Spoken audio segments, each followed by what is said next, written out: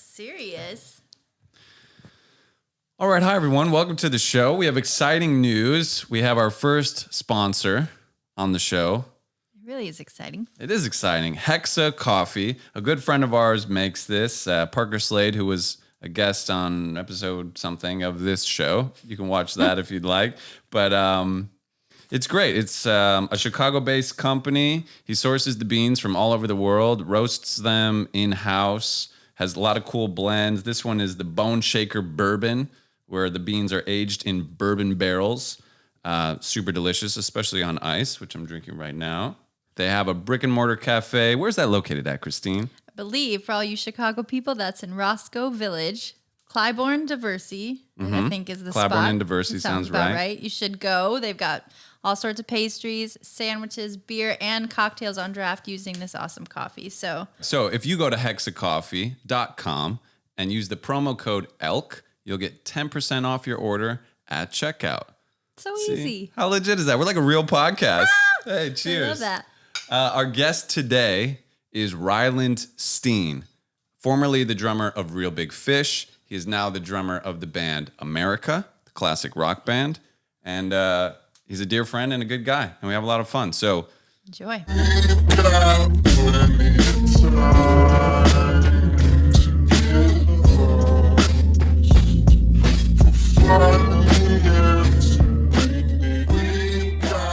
I grew up in Lincoln, Nebraska. Lincoln, Nebraska. Yeah.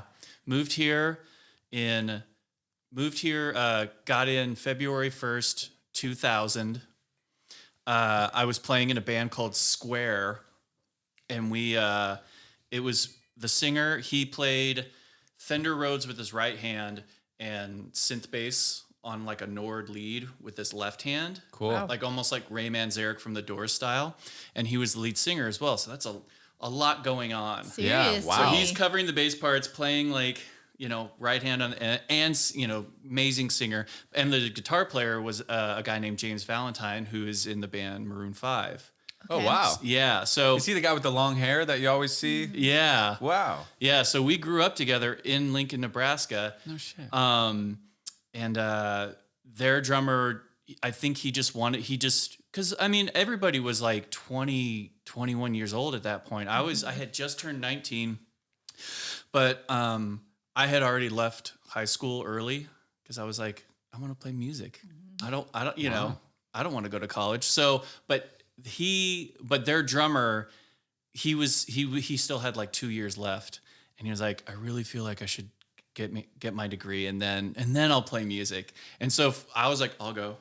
Like, I don't need my degree. yeah. I dropped out of high I could be a school. square. I'll be Wow. any shape you want. Exactly. I'll do it. Well, and at that point, the band name was called Happy Dog. So, which I kind of like that name. That Happy is dog. But nice. somehow it ended up being Square. Square is I wonder, better. Square is a Happy better Dog, I feel band like name. there's like a Happy Dog clothing brand or something. I wonder. Anyway, I think knows? ultimately the reason why we changed our name was because there was a metal band called Skinny Puppy, and we were concerned that people might get us confused. Because our band, like we sounded sort of like if you put Ben Folds 5 and Steely Dan together, like that was sort of the sound of the band, and we were like, people might confuse us with the Skinny Puppy metal band. Right. can't have that. You gotta have a bunch of people show up to your show, like with like big, hooks in their teeth. Exactly. And shit like that. Leather. Yeah, leather. It's like, wait, this is not Skinny Puppy. This is a happy dog. Exactly. Yeah, no, that's true. But we made it here from Nebraska, and our parents were, they really thought, like, they were like, okay, now, like, make sure, like, you should get some mace and always carry it with you. And, like, I mean, it was, it's like, Because you're going to big, scary Los Angeles. Right. which, of course, is just Anaheim, and not to say that crime doesn't happen, but, like, even walking around here, you're just like, until you get here, and I don't know how it was for you moving out here, if you're like, the big bad LA, but I know that because like my little brother, him and his lovely girlfriend, they moved to Nashville because they were just kind of, they had a lot of friends already there, and they're like, well, we don't really need, and it was like at the height of last summer when there were like protests, and just everything was getting boarded up, and they were just like, and they were paying, I think they were paying like $1,900 for like a 500 square foot apartment, and they were just like, we could go somewhere else. Where else should we go? So they went to Nashville. But it's funny though, because when I talk to my brother now, he talks to people who have like kind of grown up in that area or grown up in the South, like they really look at Los Angeles as like, oh, don't go there. You'll be radicalized by, extreme hippies, surfing, and like hippie. And one thing I thought was funny was apparently someone said like, oh yeah, I was concerned for my daughter when she went to go there on a trip or something, because I was, apparently this woman really thought her daughter was going to be shot by like liberal socialists or what. And it's funny because I'm like, I feel like none of us are really into guns. I mean, not to say that people who are Democrats own guns too, but I was like, Sure. I don't think that's really our bag. Yeah, Right. it's not generally. Well, it's our also, cup of tea. it's just funny that like national news sort of really just can it just simplifies things, So like LA, like scary, you get shot. Same with Chicago, or like, I don't know. But yeah, just when you're there walking around day to day, like everyone's getting shot. I mean, Chicago is like the murder capital of America, but I've never been shot in Chicago. It's like when the fires are happening in LA and everyone calls me and is like, the fires, like, are you and I was okay? like, oh, I'm fine. Like, I'm going to work. Everything's fine. You know, like there's fires, but like the whole country thinks we're like shut down. Until it's at your Malibu home. But yeah, of course. Yeah, for me, my dad always talked badly about LA. It was he did not like it, and I think I kind of inherited Coming from Florida, that. or no, I grew up in like suburbs of Chicago. Oh, okay. We grew up together. We grew up together, yeah. So we went to like elementary school through high school together. Okay. When did you move to Florida? When was that was college. Oh, that was just college. Oh, okay. That was my college was in Florida, and then I had moved to LA for like a year, and then I joined Biebs and her Moneymakers and moved back to Florida for that. Okay. And then I met you. And here we are now. So wait, let me introduce you actually. And that's all that's everything that happened. That's the show, ladies and gentlemen. Thank you so much. Thanks for watching. Ryland Steen. No, okay, so I should intro you. I mean, it'll be written down and stuff, but Ryland was the drummer for Real Big Fish. Yeah. For 8 years, was it? Almost Great 10. band. Almost 10. Fun. Almost 10. The lead drummer for Real Big Fish. I was the lead drummer and cymbalist. Wow. Yeah. You can't forget those symbols. We all need those high notes, Exactly. And then a few years ago, you left Real Big Fish. 6 years ago. 6 years ago now. I was thinking about that. Wow. Yeah. So 6 years ago, you left Real Big Fish. You joined America. The classic rock band America. Yeah. Horse with No Name, know. Gosh. It's not Neil Young, it's America. Iconic, honestly. Yeah, no, it's incredible. Ventura Highway, Sister Golden Hair. Yeah, those were the three big ones. But yeah, it's like they're one of those bands where you go see and you're like, oh yeah, I know this song. Yeah, probably like, every song you're like, that's how this conversation started, like right before you got here. He's like, also, he's in America. And I was like, I don't know that band. He's like, yes, you do. I just put on Horse with No Name. I was like, yes, you do. Yeah. She's like singing along, Yeah, exactly. Everyone's like, and whether you know it or not, at some point in your life, you've probably heard the song. For sure. Yeah. For sure. And so we met on Warped Tour. You were playing with Real Big Fish. 2008. No. Yeah. No. It was like 13. Yeah. Was it 13? Yeah, it was 13. Okay, we did. 2008, I was in high school. Okay, then it definitely was. That was 2013. I don't think you guys. How great would it have been, by the way, if I was like still arguing with you? Like, no, it was 2000. I swear it was. I remember. I know my dates. I know my dates. But and then we met, and then we established a relationship, or I mean, you and I didn't necessarily. Did you start but going steady? The bands, the bands established a relationship. After every night on Warped Tour, we'd hang out and take share long a walks. milkshake. Yeah.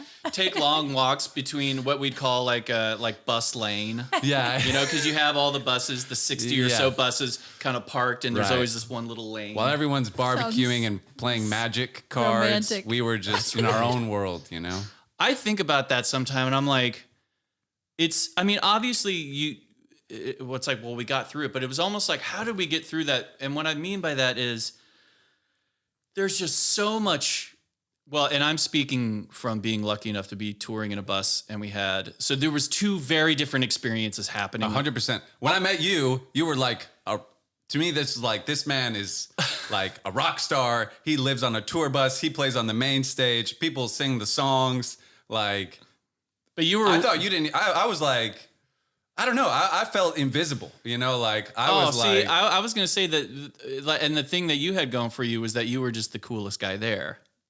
That can't be true. No, because then we even toured with you guys. Yeah. And with the Suburban Legends and with Goldfinger.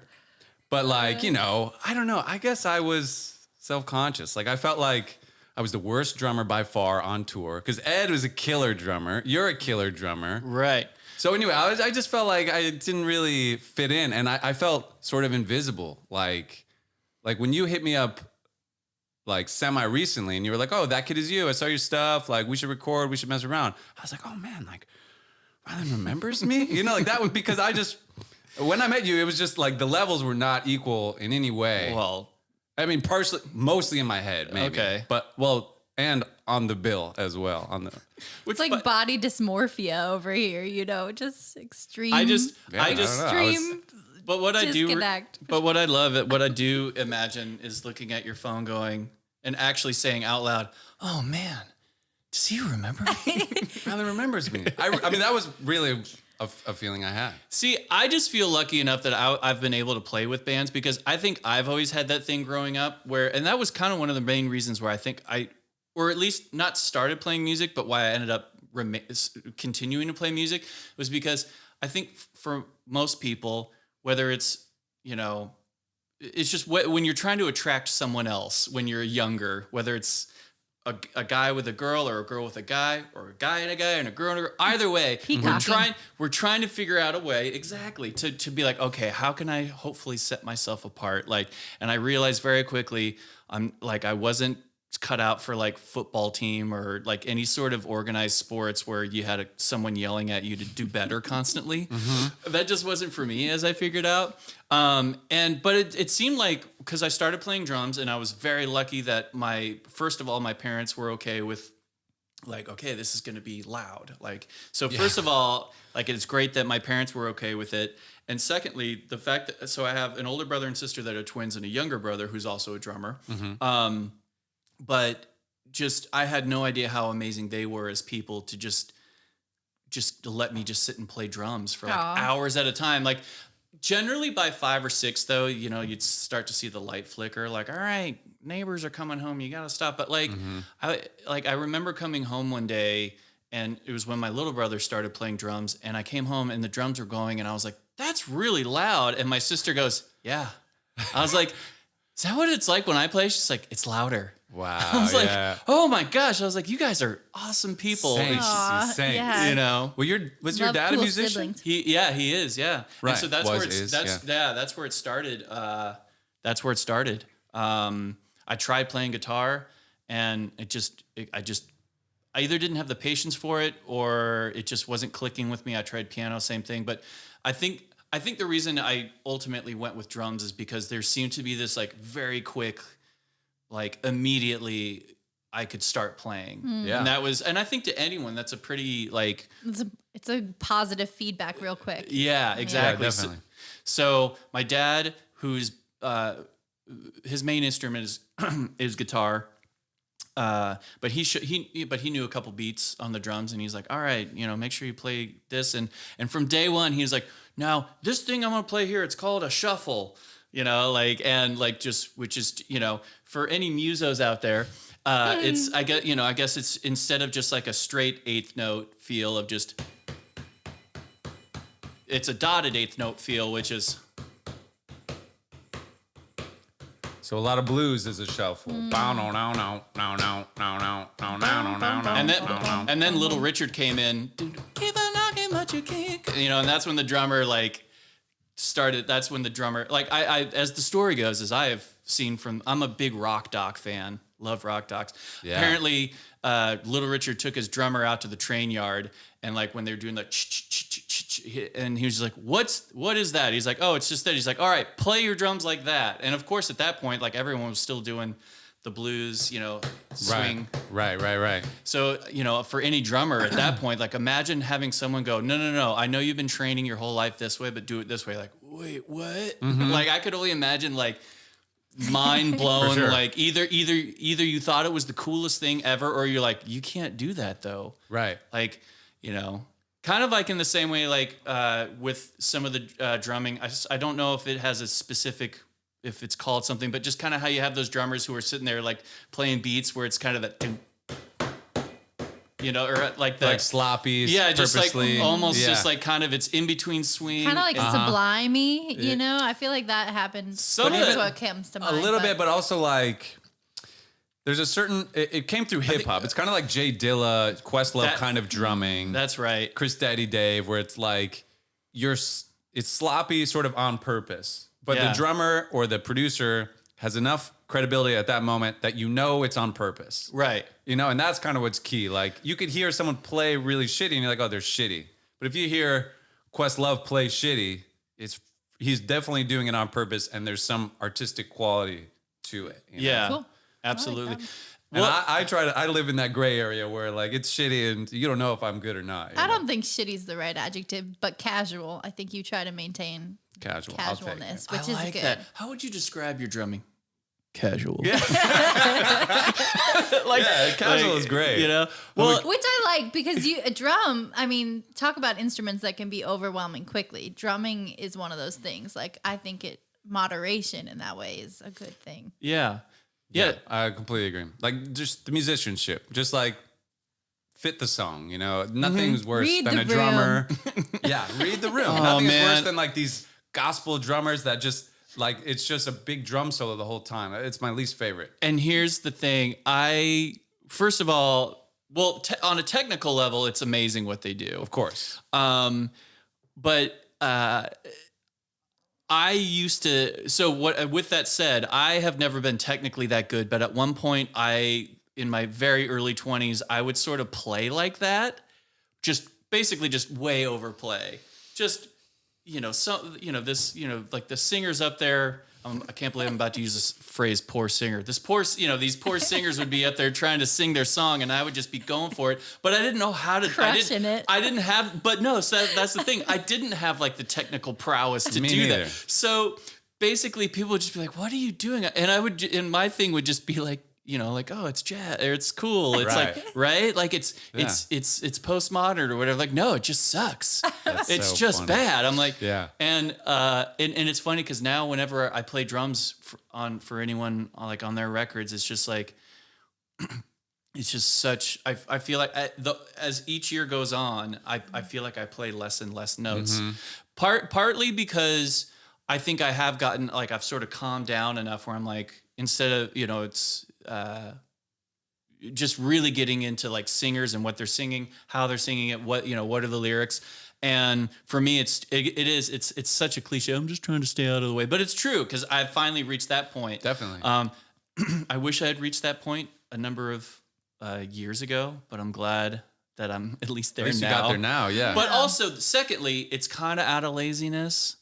Where it's just like, sometimes it just feels good to just sit there and play a groove and be I don't want to play a fill right now. Wouldn't you rather leave them wanting a little bit more than being like, God, that guy is just too much. Yeah, it's too much. For sure. You know, you'd rather I feel like that casualness where you're just sort of like, I could keep drumming and give you this beat, or I could stop at any time. Yeah, definitely. And then maybe in the studio, it's like they can always ask for like a little more, Sure, yeah. But like, it kind of comes down to ego, like you should almost not be noticed. Like no one should listen to like, I don't know, a Sarah McLachlan song and be like, listen to those drums, Like, they should just be like, that's a beautiful song, Right. When nothing stands out like an outlier. Like you shouldn't really notice the drums, at least in jazz sometimes, in metal, in certain things.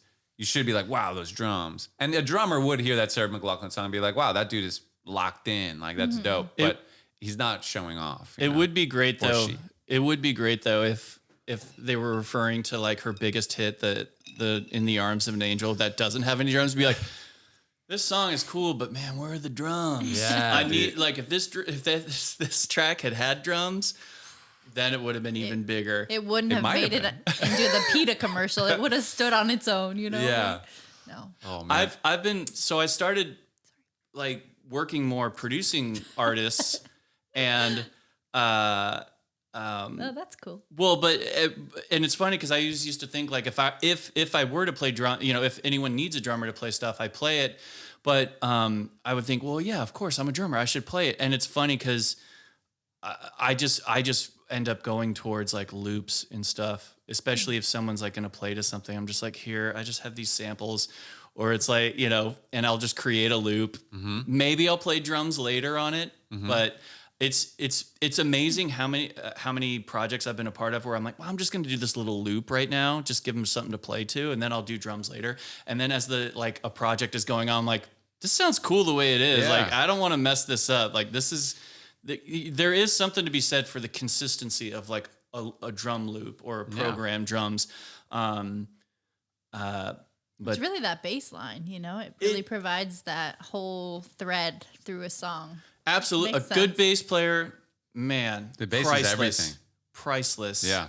It's something I notice more and more where I, have noticed as I've gotten older, like the bass, it's like all in the bass, like the melody, the groove, like so much is carried through the bass. The bass doesn't get enough credit. Well, and that's been kind of the realization for me over the last couple years, is especially trying to record more music and you're listening, especially when you have a bass player doing a track and technically everything should be good on the surface, but maybe you're listening to the vocal along with the bass and maybe the rest of the band track's going. But that's one thing I've noticed more and more is the genius of some of these bass players knowing just the right note to play, as far as whatever, maybe the singer is singing. And I never used to think on that level. It's like, well, whatever, just play root notes, it'll be fine. Or, Exactly, and then realizing, just the tiny little wonderful nuances that certain bass players. I was on a walk yesterday and as I do a lot. Big walker. A big walker. I like to put one foot in front of the other. Walked here. Yeah, almost. But I was listening to, by the way, if you're just by yourselves on a walk and you got, your headphones or whatever going, highly recommend just listen to the greatest hits of the Carpenters. Okay. Oh my gosh. Like I had literally at one point as I'm like walking, I was like kind of like dance walking. Right. Just And feel good outside. And I didn't music. even realize it until I looked at someone and they were just kind of, and like I don't, but they like kind of like you could just see the phone just like going up. And so it's like, you know what? I'm just going to keep You're going. like, I just am that guy today. Oh, Yeah, gosh, I love that. yeah. But that's another one of those things. Just Stopping. amazing arrangements, like bass players, guitar players. And I think as younger people, we tend to think that I think especially in music production, what we're doing is like way cooler than what was happening because there's so many more possibilities and the technology has come so far, which it has, and it's great. And it is weird to think that like you listen, I don't know, I might, upset some people by saying this, but like I feel like when you listen to some older, maybe I won't get specific, but when you listen to some older recordings nowadays, you'd be like, this sounds like just like a little boombox, or just like a little, you hit voice memos and just hit record. Like it sounds like a little demo. This doesn't even and like So raw. songs that were huge hits. But if anything, but listening back, like listening to the Carpenters, I was just like, man, this stuff is so expertly arranged and everyone knows. And so it's like, maybe we have more technology now with the recording, and maybe yes, technically the quality might be more high fidelity. I don't know if I'd call it better, but it's more hi-fi. But but man, I just wonder if like some of those musicians are just. I'm wondering if they're becoming less and less, only because Which kind of musicians? just like studio type musicians, or just because I feel like some of us are getting so reliant on, especially when I see so many new programs nowadays with like those drum pads that have like 10 or 12, pads on it. I see people making entire tracks where it's like, you just say, oh, I just want bass. And and I think it's literally just like a chromatic scale of a bass that goes down these pads, and you can just like I think it's even like pentatonic, where that like any note you hit is you're going to be fine. going to work. Yeah. Yeah. So it's weird to think that music is easier. Like and people really are making some amazing sounding records. They are. Yeah. So I don't know. I guess I've sort of just been rambling the last few minutes. So I don't know where that leaves us, but the Carpenters. If you're on a walk by yourself, We'll totally and you check don't need them to hold a out. conversation, Carpenters. I love the Carpenter, and that's a female drummer too, right? What was her name? Karen Carpenter. Karen Carpenter, badass drummer. I think A cool Karen. one of the best. Put one down for the cool column. She was a cool Karen. I think, and I think it was. I don't know how much of it was her and how much of it was a guy named Hal Blaine who played with a group. They were known as the Wrecking Crew in the '60s. That played like on all the pop rock records of like the late '50s and '60s. But yeah, a guy named Hal Blaine. He played a lot on that stuff too. But even if she wasn't playing drums, just her voice. Oh my gosh. Again, I don't mean to go off on this, but I hadn't listened to the Carpenters in so long. And I'm like, Can you tell me some of like the major hits of the Carpenters so I can place don't myself? you remember you told me you love me, baby? Sure. Okay. Tommy Boy, you know that song. Yeah, I know that one. Oh, well. that's So, definitely. why do birds suddenly appear every time you are near. That's all we can afford. Okay, yeah. No more. Yeah. It's interesting though, because I mean, the instruments that aren't synthetic, that aren't computer manipulated, Yeah. they have a lot more room for mistakes, and the mistakes are often, I think, the most interesting part. I agree. So it's kind of, I wonder what the future means if everything is just so automated that people aren't picking up the instruments, they can just do it all on I their think keyboard. it's gonna ebb and flow. You're gonna have a lot of people just like, I can push any button, it's gonna make a song sound fine, and that song will be a decent song that's consumable. But like, you have this guy over here who's like, I just recorded, like, I took a ukulele and played it with a screwdriver and like looped that and then like smashed a plate and like did a thing with Which you that. do a lot of. We mess we around do a with lot that. of that kind of stuff, but like, like what this person is creating, it's just like, it can never really like hit you the same way. It's like artificial, Yeah.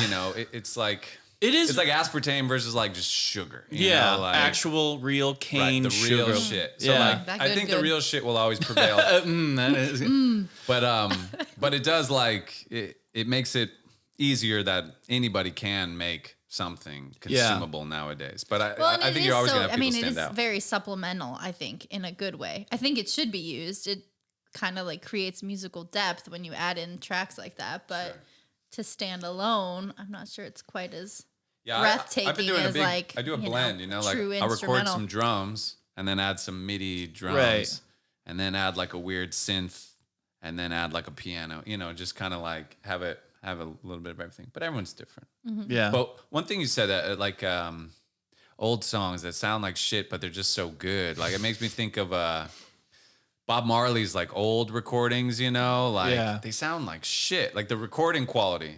But they're right. so Like good. you're They're- talking They're like the old, like the invaluable. original, the original Wailers, Yeah. like talking blues, where and, they just like- had the one mic in the exactly. It's like one mic in a shack, and Yeah. but it's like that in Full Sail, where I went to school in Orlando for engineering. Like we did months and months of engineering, and like this sounds good. And then we took a producer class, and the producer guy he's like, that doesn't matter. He's like, the song, that's all that matters. If you have a Right. good song, I don't care how you record it. It doesn't matter which mic you choose and where you put it on the amp and which compressor you use and all this shit you've been learning. Like the song is all that matters. And he pointed to those Bob Marley tracks and was like, listen to that shit. Like, Yeah. It's a good sounds argument. like shit, but it's timeless, perfect music because they're good songs, and that's all that matters. Which makes it really frustrating for any of us trying to like make music and be like, but I studied. I went to school. Like Yeah. I paid the money. Like Well, the study, it's like being that drummer doing everything. Like, Yeah. like that's impressive. I can't do that. yeah.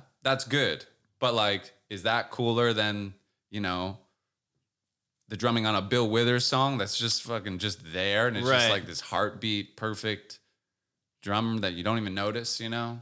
Well, and that's why, and so to bring it all around, so the initial statement of, and I wasn't into full disclosure, I wasn't thinking this at the time, so it wasn't like I was playing a mental game of chess where I was like, oh, I know I'm gonna bring it around to this and that. No, so We've seen you on other podcasts. We know what you do. yeah, We know your MO. so, but I guess that's the thing. So now I want to sort of like put my foot in my own mouth and say that like because I guess that's the thing is some of those recordings, as I guess on a technical level, when you put them next to something comparable from today and you're like, oh my gosh, well, this thing blows this away. I guess that's the thing though, like something like a Bill Withers record, bless you. Excuse me. Thank you. But like those, at least for the time, those records were really masterfully engineered, and like they really knew what they were doing, and so it's like, and they had way less to work with than what we have. So it's like, Right. man, But they were top of the line at the time. oh yeah, That's a very good point. And like, but like having that knowledge of like, and I'm still trying to get better at it, but like I've worked with some people, like some engineers where like, whatever, we're working on a kick drum sound, like, I'm getting a little too much, and I'm just putting a random thing. I'm getting a little too much 500 out of the kick drum or whatever. I don't know. I don't know the technical top, but like it's a little too much 100 going on. And I'm just like, and I'm back listening. Like I have the drums sound good to me. I don't know what's, Right. So it's like, so I'm sitting there thinking, so wait, can I not do this then? Like, can I not make records or produce records? You can't. And that's the thing. Going back to what you said, like, kind of taking a class on producing, where they're like, none of that stuff matters. They're like, it does matter, but it's like, because I do feel like you can mess up a good song as far as being a producer, like overproduce it. Yeah, like overproduce it. And I've been lucky enough to have a handful of artists, I guess, trust me to record their music. But yeah, I wish I could say that I had like all this technical knowledge, but it's really just me just going, well, I know that if I put a microphone in front of here and plug it into that bit, like sound will come through. So, okay, cool. Let's start. Let's just get going, That trial and error. That's what I prefer. It's like it's better to capture the moment than to like, wait, let's get it right. Let's get it just right. Yeah. And then like, let's try. It's gone. Let's You try, missed it. Let's try a different head on the snare. Right. Let's switch it out. Then it'll be good. And you're just Yeah. like, that's what you're worried. That's Right. what you're I worried think about. you need to Like- remember this though, because you're in an interesting place with releasing your music, because you're about to release a very polished album, and you also are sitting on a pile of tracks. Like you guys Right. have a lot of music you're about to release, but he struggles with like this feeling of You guys some of got it full is- length coming out? Yeah.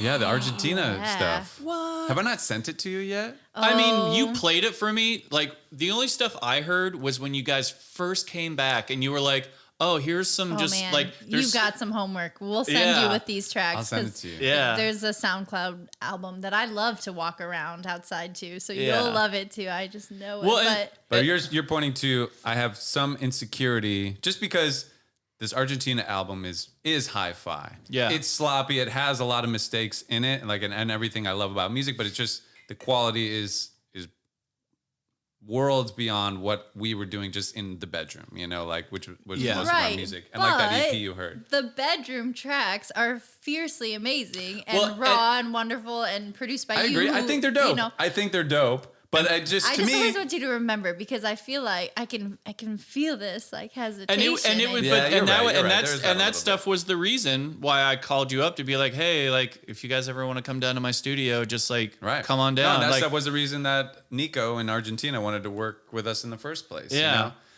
So you're on to something. I'm onto something. And Right. I love those tracks. And no matter what order you release them, This there's is what- always going to be people who prefer things. There's just always because going to people what she's love your referring style. to They're is going to love it.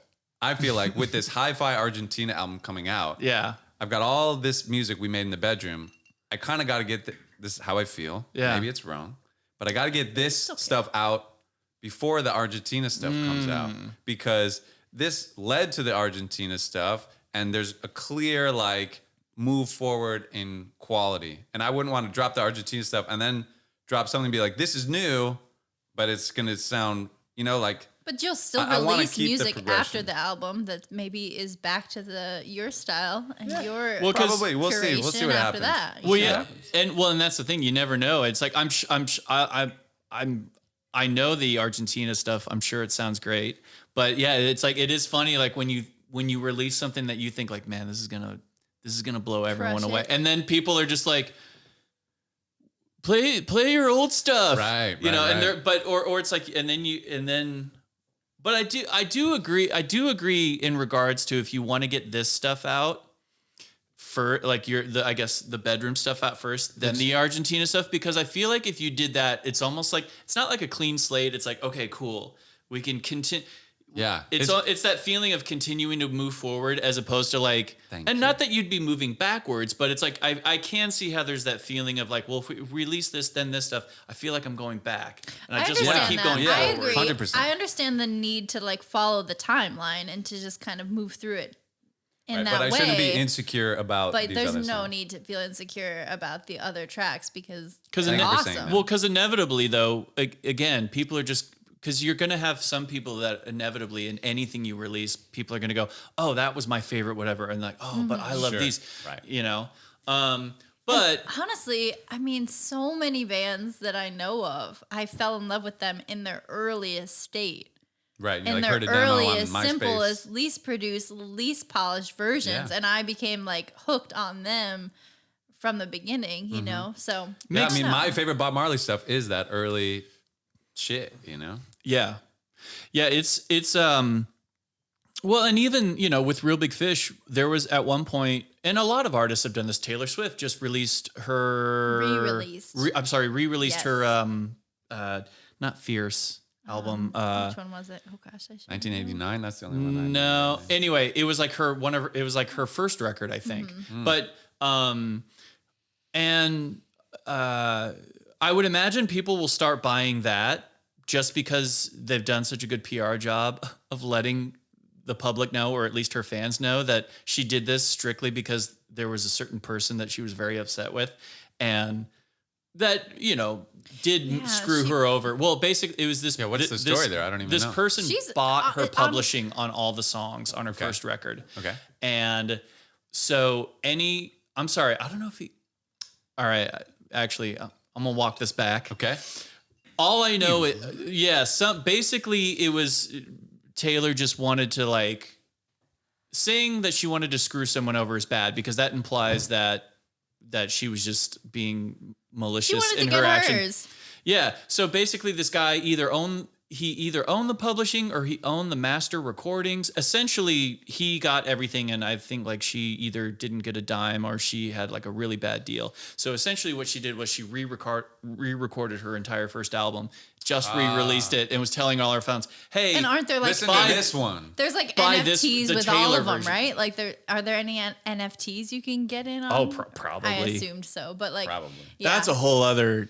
But Yeah. you're right. I mean, the marketing campaign behind that was like she's That's cool. kind of been in this crusade against the music industry for a while in terms of Yeah, like she seems to go in she and out with held her battles, I yeah. don't remember what it was. I think it was on Spotify. She took You herself couldn't off of find her for a long Spotify time. because they weren't paying her enough. Yeah. Or she Yeah, I she respect only that. I think she only wanted to be on the paid Spotify. But I just feel maybe. like that's so cool of her because Yeah, I agree. mean, she's one of the most successful artists in the industry. And if she is still getting plagued by those kind of abuses and like manipulations Yeah. and like we should be supporting our artists.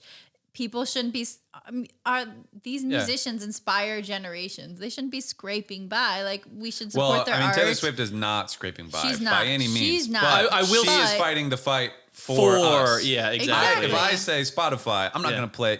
You don't get my music. They're going to say, "What?" And like it's just they're not even going to hear me. Right. So, but for I her think to it's do cool that is she made a agree. fuss about it. I agree. I And she appreciate like that kind she of did put that. her foot down and was like, this doesn't make sense. she's But like our Lars Ulrich. You know, I don't know. See, who I- that but we're is. supporting her instead of turning Did against you her. just- say you don't know who that Lars Ulrich. He's the drummer for Metallica. She's no drummer. I'm not This a girl- name person or a Metallica person. I don't know Metallica, but maybe if I- you played I me I their think songs, you're. I would I know thought you them. were more of a Megadeth person. Yeah, she's clearly.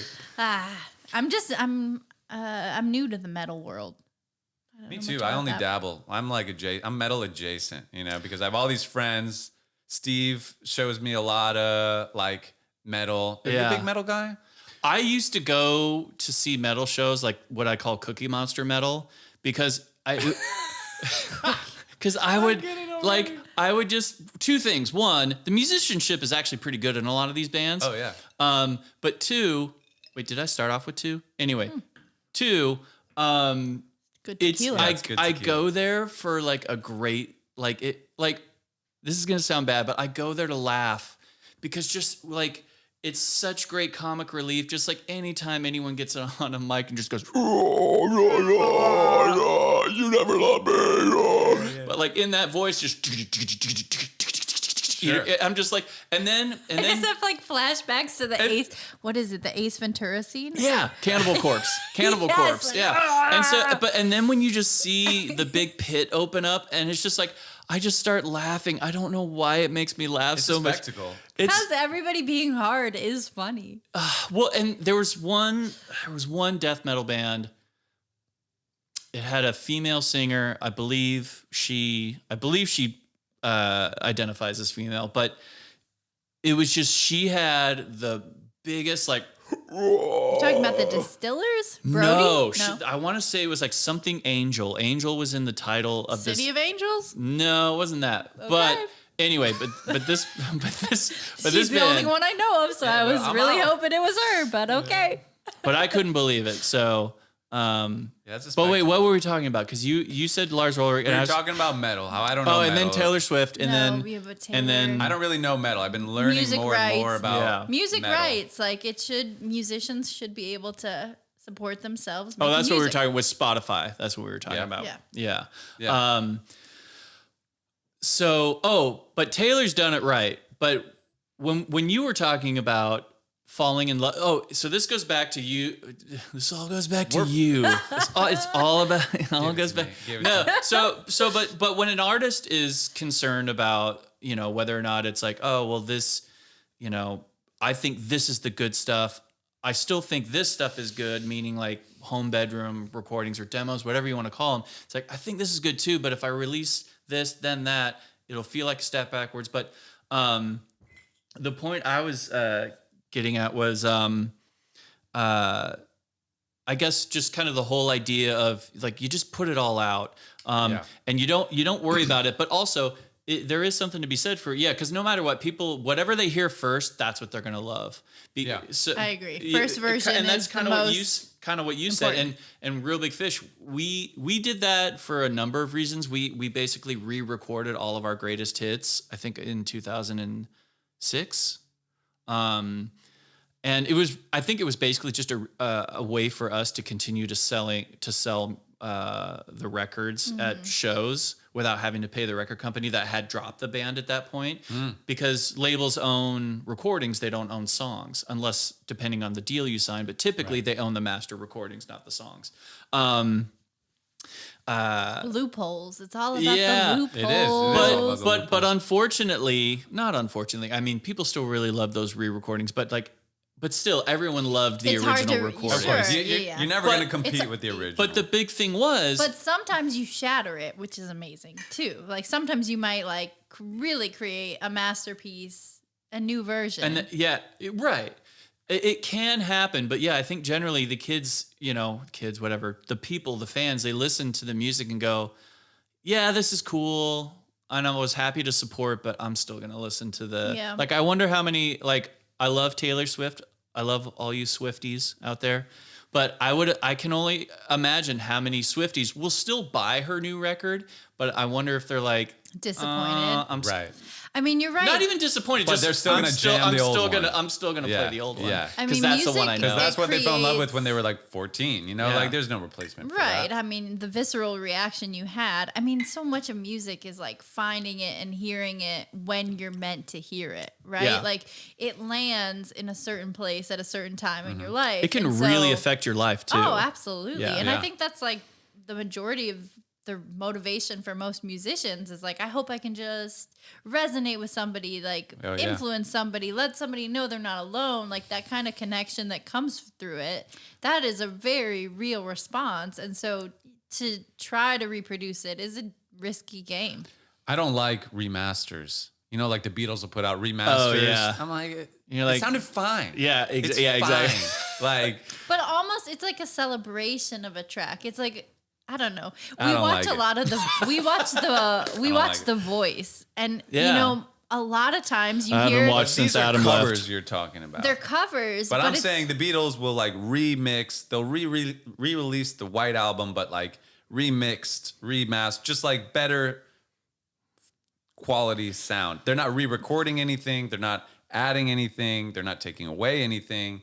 They're just making it Sparkle. currently more sparkly. They're putting a little shine on it. But to me, it's like I guess I don't feel the need for that, but I Yeah, feel I'm like if against you're it. gonna retake it I'm and anti. kind of try again, it could be interesting. Yeah. And I think that's the way that Yeah, most covers land. You know, they're Covers not can be all a real cool. success, but every once in a while you hear a successful cover of a song, and it gives a new breath, like new life, and it's Yeah, completely 100%. different and surprising, and you just like can't help but applaud what they've done.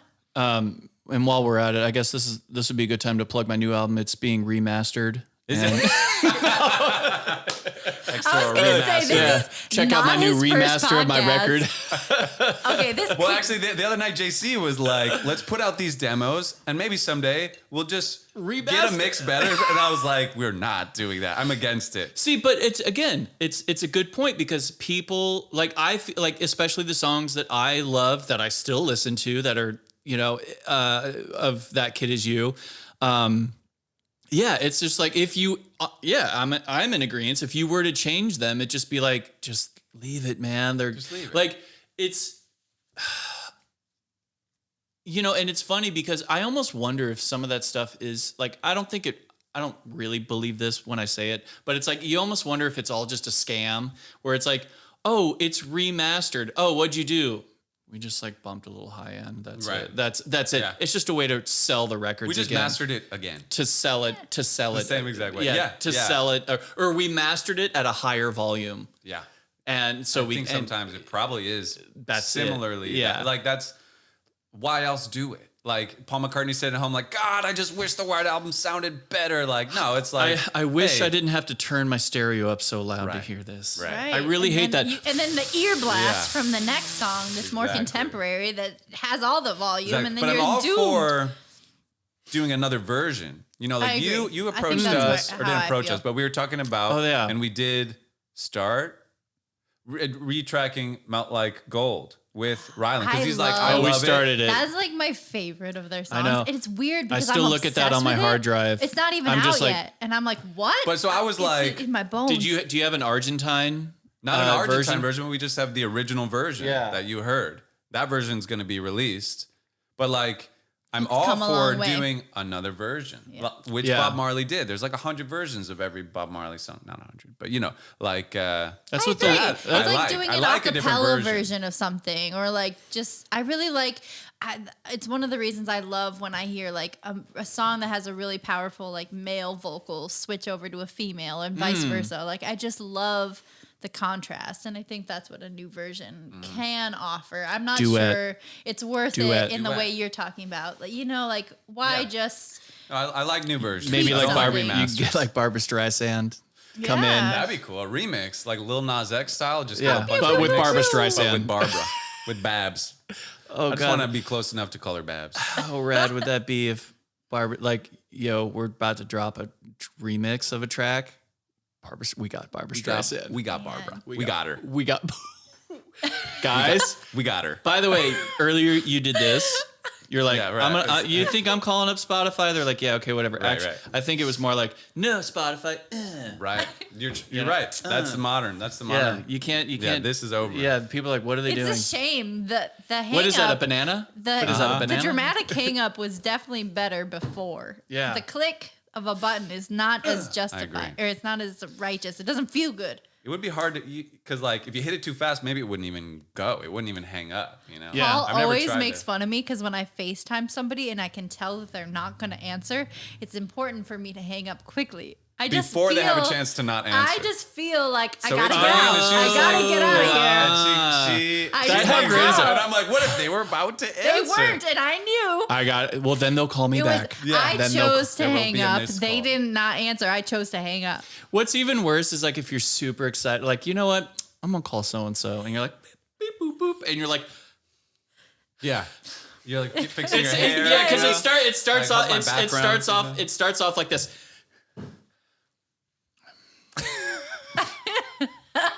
So much potential energy. Yeah. That is exactly what happens. You're so stoked, like, all right, I'm gonna. Yeah. Just deflating balloon. Yeah. They're gonna. I know. answer. I avoid. Yeah. I do what I can to avoid that feeling. Let me tell you. You don't let your balloon deflate. Nope. Okay, You wait. can't hurt me. Nobody popping your balloon. That's I want to come back to you. Yeah. And let's talk Don't about even Real Big try. Fish. I want to get back to your journey. Oh, yeah. I want to get to know your journey a little bit. Because you, how did you join Real Big Fish? Wasn't it like a talent show that Aaron Barrett was the judge of, right? Or something like that. It was a bit of a talent show. It was Wow. a local talent show or something. God, that would be So you're in LA with that the would Maroon be 5 so guy. awesome if I moved to Los Angeles with stars in my eyes and was discovered at a local talent show. Oh my God, that would be. That is That's a cute. good That's story. a very cute origin I like story. that story better. I mean, you tell me the real version, but I'll cut it out. People will just think It was a it's a talent show. talent show. It was a talent show. So we moved here. So when we moved here, we were in the middle of this Ernie Ball, which is a guitar, well, typically just a guitar string company, but they've really expanded into like, it used to be like people love their basses, the Music Man basses. They had guitars that people generally, like most guitar players would just make fun of. But to bring it back full circle, James Valentine of Maroon 5, formerly of Square, has his own James Valentine signature guitar. And honestly, because of him and because of Annie Clark, St. Vincent, she has her own signature guitar. The two of them alone have really helped, like, kind of.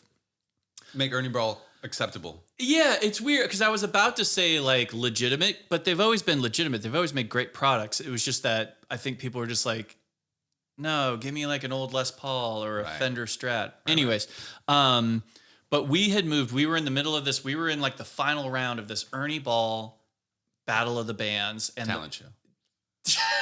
I get yeah. I mean, it's kind of like a Battle talent of show, the but Battle of the Bands. Bands is cooler, maybe. Yeah. But It okay, Definitely sorry. sounds Sorry cooler. for It interrupting. sounds like a gladiator. It is. And next up on the talent show is Oh, this is a these good guys. group. These guys are You're from the gonna love Midwest. These guys are from the Midwest. Wholesome boys. Nice boys. Nice boys. I talked to them just a little bit before. They really complimented me on my suit and my voice. They said they were beautiful. They said I might be able to join the group. Yeah, maybe I'll join the group.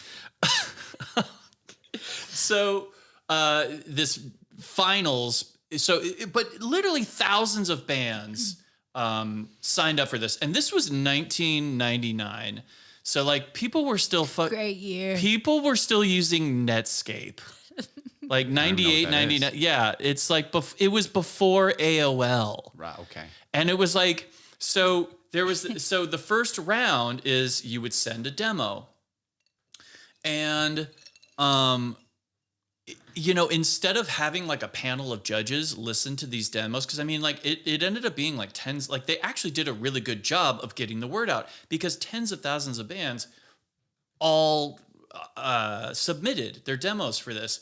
But the way it worked was instead of employing a panel of professional judges to see which ones would go to the next round, they literally just like would put one song up on their website. And just imagine the internet in 1998, 99. Like it was pretty clunky. Like the refresh rate was like, it was like the did. Right. Did- Slowly get the page. Yeah. So There was like a sound effect for everything. yeah, like so. But their genius idea was let's just put it online, and whoever gets the most votes of like whatever these the 15 bands who get the most votes just go on to the next round. But they did this thing where it wasn't really. And again, early days of internet, I think they were just thinking like, oh yeah, what harm could come from that? People will only vote once. right. So, and I guess even nowadays, or I guess they didn't realize what sort of a moneymaker they could have had, because there was no like, oh, for 30 cents, it costs whatever, 25 cents per vote or whatever. Like if you were to do an American Idol or a voice thing, like, yeah, you could vote 100 times from what I understand, Yeah, as long and as it's you just keep, as long as you keep every paying. time. But they did not do that at this point. So we would go. So, and again, not everyone even had internet at their house at that point. So we would go to UNL. You gotta get the dial up. Come on. Oh man. So we would go. So one of our guitar player, James, the only college graduate of our band. We were just a trio He was anyway. the brains of the operation. Yeah. Well, so he was going to University of Lincoln, Nebraska Lincoln, UNL. So he had access to the computer lab. And again, we didn't have, like, people just didn't really have internet. And it's like crazy to think now. So we had to like sign up for time in the computer lab. And I had to like lie and say I was a student. He was like, just put any name, they don't check. Gosh. And like we would just keep hitting refresh and then just keep clicking on our song. But the refresh rate was like, oh, how many did you get? Like in an hour, you'd think like, oh, cool, click, refresh.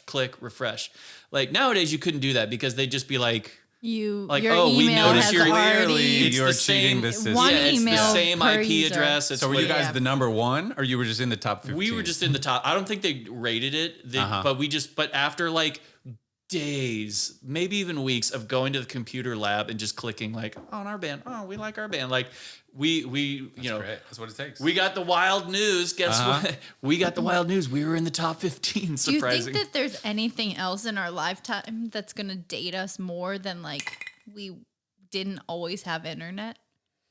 That'll probably to remember a time pre-internet. I would say is pretty television. bad. I would say childhood, I internet, imagine- television, like Yeah. when everyone had television and electricity. I think those would probably, at least that I can think of off the top of my Those head. are the big Those benchmarks? those are three things where it's like, oh, But we were remember very when not much- everyone had electricity? Like remember Right. that? That is like, so we But for we our missed lifetime, that. it's the internet. It's the internet. It's like, Yeah. we had typing classes in middle school and stuff, and like the internet was just becoming a Yeah, thing. remember when we had Right? time? Typing classes. Which is interesting now because I mean I can't speak for your guys' typing skills, but like it's just like what people took classes for is what we do now because it's our whole life. We're Right. just so used to it. I'm a pretty good typer now. I don't know if it's because of the class or just because of the world we live in. Yeah, I can't Probably tell you how both. many words per minute I have, but it's a lot more than I used to have. Yeah. I'll tell Faye you- Hansen would be proud of you. Let She me would. tell you that. Faye Hansen would be like, yes, That was you our did computer it. teacher. Yeah.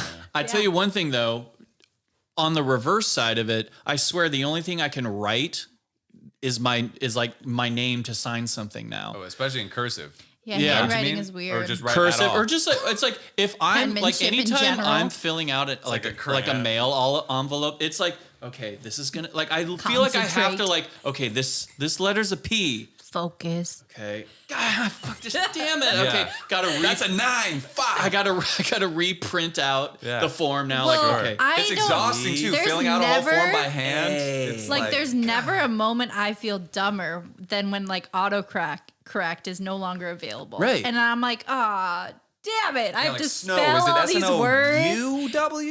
It's so brutal. I'm like, I swear I'm an intelligent how do you person. spell but, like, diarrhea again? It's diarrhea like is tough. that one yeah. I won't forget. You know what? Good You know what? English For the teacher, longest middle time, school teacher. privilege. Hard word to spell. Yeah, if I didn't have autocorrect, I'd be like, how the f do you spell privilege? Privilege. Is there an A in it? Probably not. I can't even remember because I let autocorrect do it yeah, for we'll me. do it on the I think spot. I think it's like P-R-I-V-E-L-E-D-G-E. privilege. There's a- Privilege. Is there Like a D P- in it? Privilege. Well, that's the thing. Is it like Privilege. is it like D-G-E? Here, we can This, solve this everybody right now. Just hates spell us. me. This is the most Okay, privileged this is the Al conversation Claude we've ever spelling bee. had. I'm gonna say it's Privilege. That sounds good. I guess there's a D. I'm going to say Priveled. Wait, what did you say? Actually, you know what? I'm gonna say there's no. I don't think there's a D. I think okay. Mine is Privilege.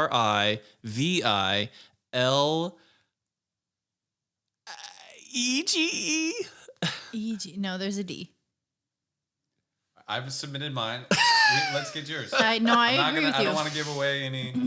Privilege. Wednesday's another one. Don't ask for it Privilege. in a sense. Privilege. P-R-I. Priv. You know See the that? I next set myself letter. up for failure. P-R-I. You don't know the next letter? P-R-I. Privilege. What makes the V sound? 2 eyes in a row? No, I'm just nervous now. Privilege. Priviledg. Okay, so That's yours was the final same as answer. his, but you had the D and you did not have the Yes. D, and you, sir, were correct. Oh. It is Privilege. I was way Privilege. off. I was no the most D. off. Privilege. Okay, wait. So, Ernie Ball, Battle of the Bands. You guys get in the top 15. This is gonna be the longest episode Probably. ever. And we'd be like, what did we talk about? Man, Taylor Not a Swift? thing. All I'm thinking is Taylor Swift. Okay, but well, it's like you're drumming. It's like how was the podcast? Casual. casual. It's Casual. It is Casual. casual. We Yeah, looped we around. podcast We like- got like we back to drum. things. Yeah. Casual. So Battle of the Bands. You make it in the top Oh, 15. right. So You have and it the just system. but we were planning on moving to Southern California from Lincoln, Nebraska. Either way, it just so happened that so cool. so the like the it was either the he's either wait I think it's SoCo or SoCal. SoCal. SoCo is the drink. You guys, I didn't eat enough, but I'm Yeah. a little bit I'm toasty. getting there It's with okay. you. So we Sorry. it's all good. It's casual. Come on, it's casual. Come on now. Come on now, stay casual. So we it was either like I want to say like it was like the quarterfinals. I want to say the quarterfinals was the submission. Like it was just like a 3-round or 2-round Okay. thing. So it's like so the next thing was they had these 15 bands play at the Club Trees in Dallas. Okay. You played there? Not unless I played there with you. Dallas? I don't even think we ever went to Dallas. Okay. I think we did San Antonio. No. Cause Wait. because there's Trees, it's kind of like a bar. There's Yeah. exposed bricks or Yeah. something. Yeah, like every other club. Yeah. But no, Exactly. but actually, I think we did play there. Okay. So, but that was where, you know, and of course at that point it just felt like this huge giant club, you know, like, whoa, we're playing this cool like place. But of course, they've redone it since then. So it's not a dive. It was a dive. But at the time, of course, as like an 18-year-old kid, you're like, oh, this for whatever, 18, 19, you're like, this is the best thing ever.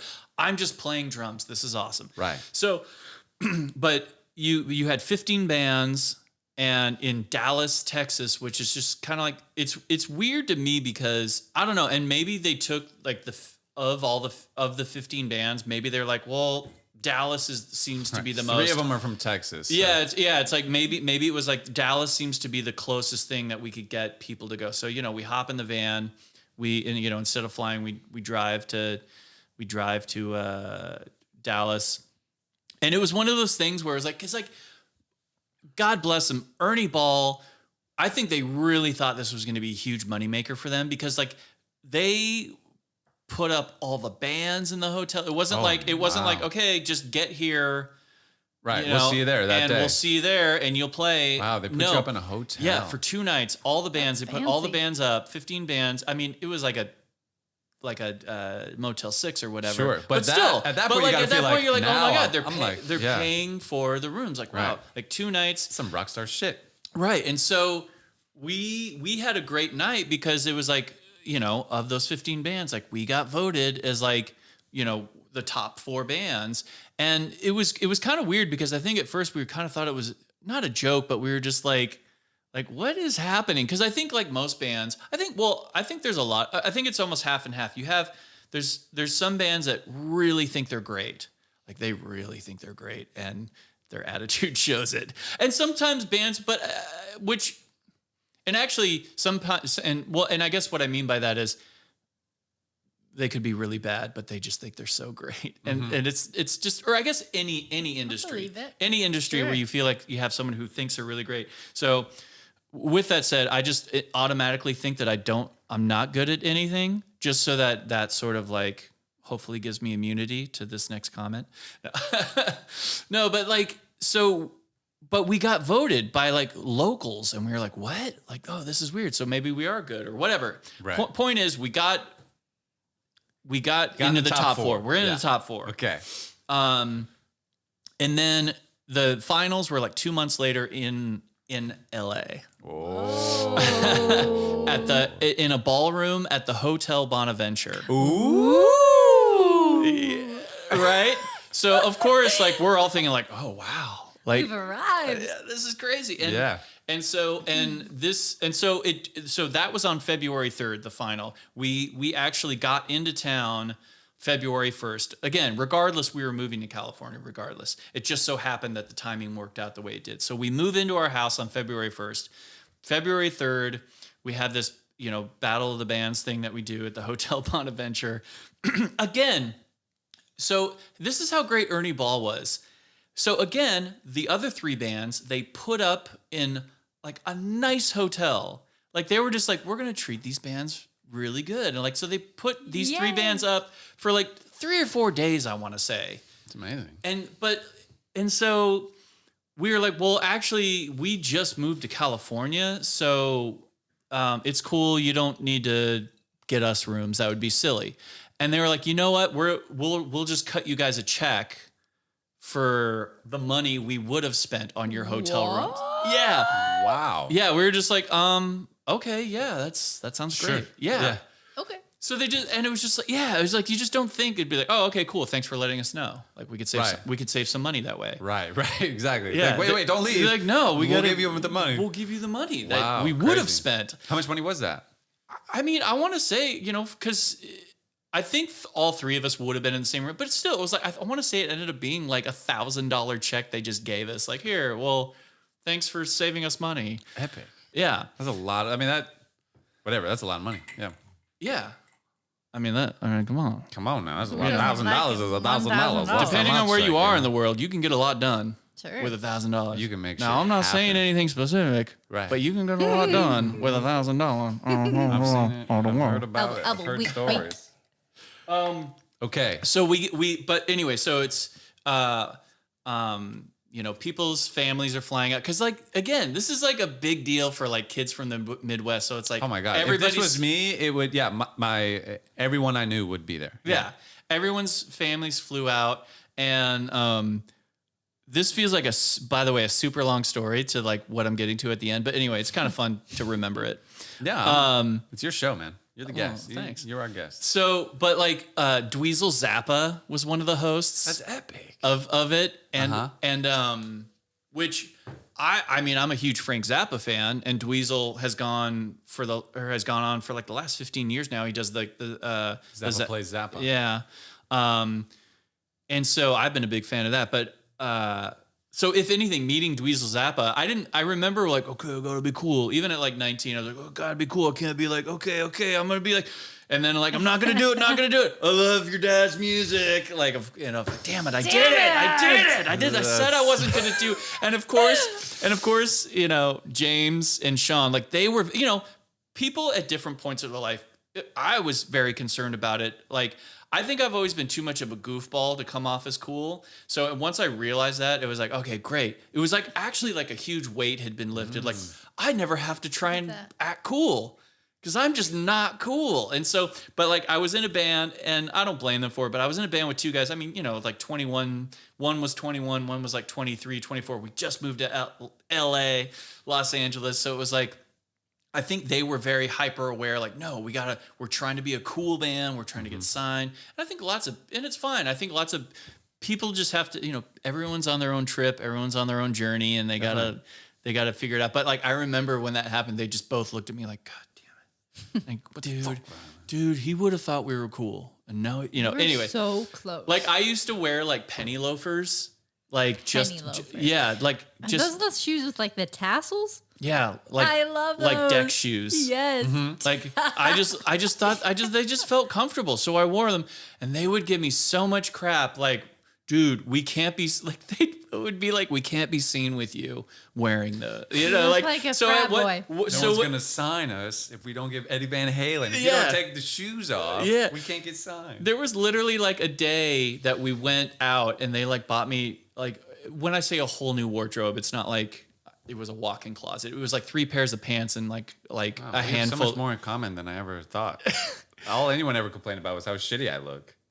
So yeah, I plead the fifth. No, I mean, not even you specifically. Sorry. But like when I was in a band, it was like. Yeah, it was always like, it's and even with that, because JC's like, Yeah. if we're trying to look good, JC has to dress me. Like, that's just how it is. it's the, what is it? And let me just say what everyone's been thinking. Your looks have become a problem, Wait, what's that from? Almost Famous. Oh, okay.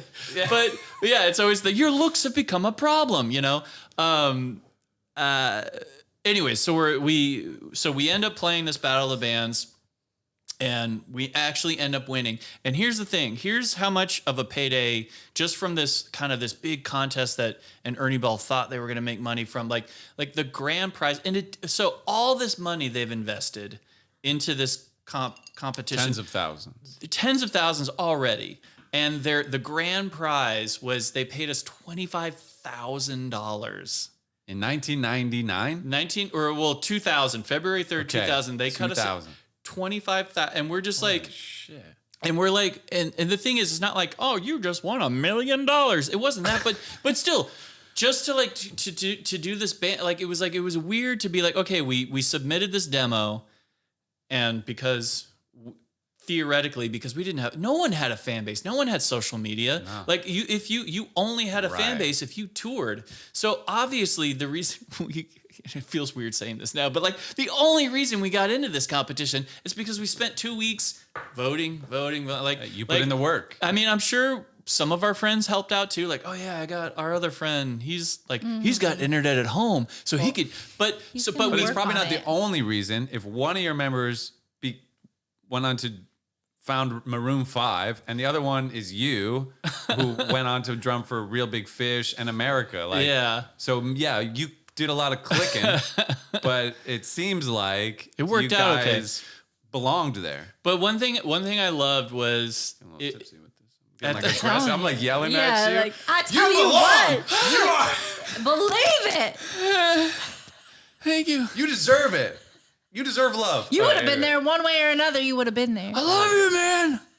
By the way, isn't that going to be great when we can go to bars again? It's really loud, so like we can just yell in someone's ear. Oh yeah. You could feel How that. you been? You could feel that spit just going into your ear. Like, good. I'm doing good, man. Yeah. That will be Remember nice. masks? I actually miss them. I never thought I'd miss them, but right now I miss them. When I get takeout from a place and I see everyone working there wearing masks, I'm like, I hate to say it, but I kind of feel especially cooks. I'm like, I kind of wish you guys would, or people, just keep it up. Guys and girls, keep it up. Yeah, keep wearing those masks, because I'm not opposed to it. Yeah. Yeah. Well, I mean, I think in like Asian cultures, they've done this for a lot longer. Yeah. Right? Because I don't know, population density It'll and linger, all certainly, sorts of things, right? So it's like, it's not really that hard. It's not that hard to do, which is wear a mask. So if there's ever imagine a time, cooking in a hot kitchen all day and wearing a mask. understandable, but if you ever feel symptomatic with anything, how hard is it to just be like, you know what? I got to run to the grocery store. I'm just going to mask up, go grab my shit and come back. And then you're like, you done your part, My roommate went to Japan, I think 2 years ago now. And he was saying that he was like, yeah, it was just like, it was almost kind of like how we see like hand sanitizers everywhere now in public. Sure. It was like, that's how it would be with masks. There would just be a box of masks like somewhere, like, oh, take a mask, And take your mask and leave your shoes at the door. Leave your shoes at the door. Yeah, exactly. But so back to the Ernie Ball. So we win it. So kind of at the end of the night to sort of like, I guess, be like, okay, everyone, like, thanks for coming. Here's Real Big Fish now. So Real Big Fish, there were many people on this panel of judges who ultimately decided who the winner was. This wasn't like a voting thing as far as fans go. It was just like you had these, whatever, like I think even CC DeVille, the guitar player from Poison was there, the lead guitar player. Just a bunch of random people. And Aaron Barrett of Real Big Fish. They were the whole band. Yeah, the whole band. So okay. But at the end of it, Real Big Fish played, just as sort of like all right, now here's Real Big Fish to play for you guys. Thanks for coming. Congratulations, Square.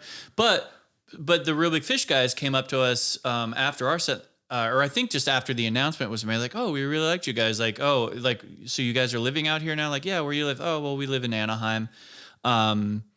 and I don't know if all of them were. Well, a couple of them were. I think like half the band were Long Beach people, and then the other half were just regular OC people. Oh, I just did it. Oh, now we got it. That's Oh, Orange County people for That was you so regular that was Joes. after some. It took a few ounces. Yeah, but it we took a got few you there. ounces of tequila to do it. Yeah. But we lived right by this place called The Hub, which was a coffee shop that would have bands play. It is for many years now. It has been. It's called the Slide Bar. I think we played there. Yeah, they have lots of bands there as well. Is it in It's in Fullerton. Fullerton? I was gonna say Fullerton. Yeah, but it's I next didn't to. want It's to 'cause I across wanted from a to train But of station. course. Yeah, we played there. I remember people saying like, "Oh, this is like a big venue." Well, It's like a historic venue, not large, but it's historic as in the site is is but historic. isn't it like like No Doubt played Oh, here? well, and, like, yeah, well, yeah, different yeah, yeah, people like- played here. Well, it's no, but there's pictures on the wall as if that's true. well, see the thing was I think two of the guys from the band Lit. I love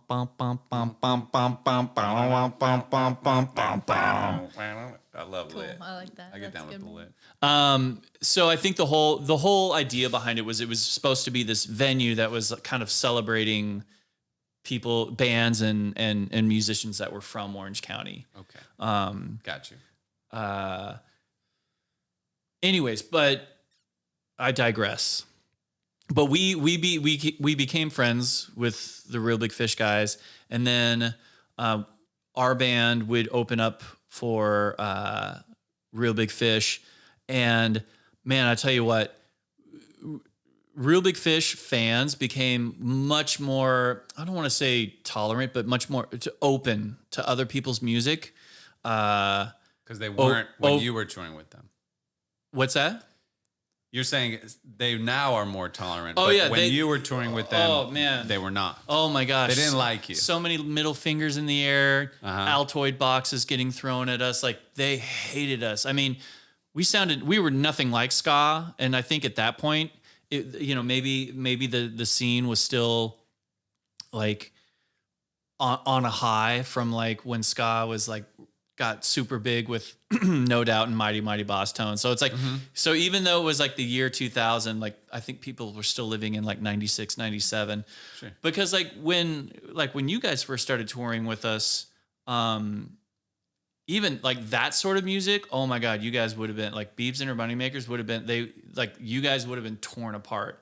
People wouldn't have cared that you were wearing colorful primary color like costumes. They wouldn't have cared. They would have looked at you. They would have heard the music and went, it would have been Not like, today. so you guys were lucky that you guys came along a little later when fans You were were a like, trailblazer for bands like us. oh man, it was just like, and it was not fun opening for Real Big Fish. Wow. It sucked. But also another band that went on tour opening for Real Big Fish was a band called Cara's Flowers, which every night they kind of had like a Weezer-ish kind of type sounding sound. A Weezer-ish type sounding sound. Makes sense. That's their to me. bio. That's technical talk. Uh-huh. But like Rob Cavallo produced their album. Great sounding record, great songs. People again would just throw stuff at them, just no one would watch. People would literally like turn their backs to the stage. So Cara's Flowers, but you had members of Real Big Fish that were huge fans. Like Aaron Barrett, lead singer of Real Big Fish, would literally come out every night and be like, "Hey guys, so this next band is called Cara's Flowers. We really like them a lot. Please enjoy as they play." Gently. Please Like throw a plead, underhand. a public plea. Yeah, and even then, but that band ended up becoming Maroon 5. Oh, whoa. Yeah. That's So it was interesting to think that our band and Cara's Flowers went through the kind of the same sort of, I guess, initiation process of playing to Real Big Fish fans. And so was your buddy It was at in different times. Maroon 5 or in Cara's Flowers? No, so what Okay. happened was, and this Who was was Adam Levine or whatever? Adam No, Levine, yeah. Levine? So it was like almost the, I mean, gosh, it's weird to think like the changes that bands go through over the course of like you think like over the course of even like a few years, but like at this point it's been decades, which is weird to think about.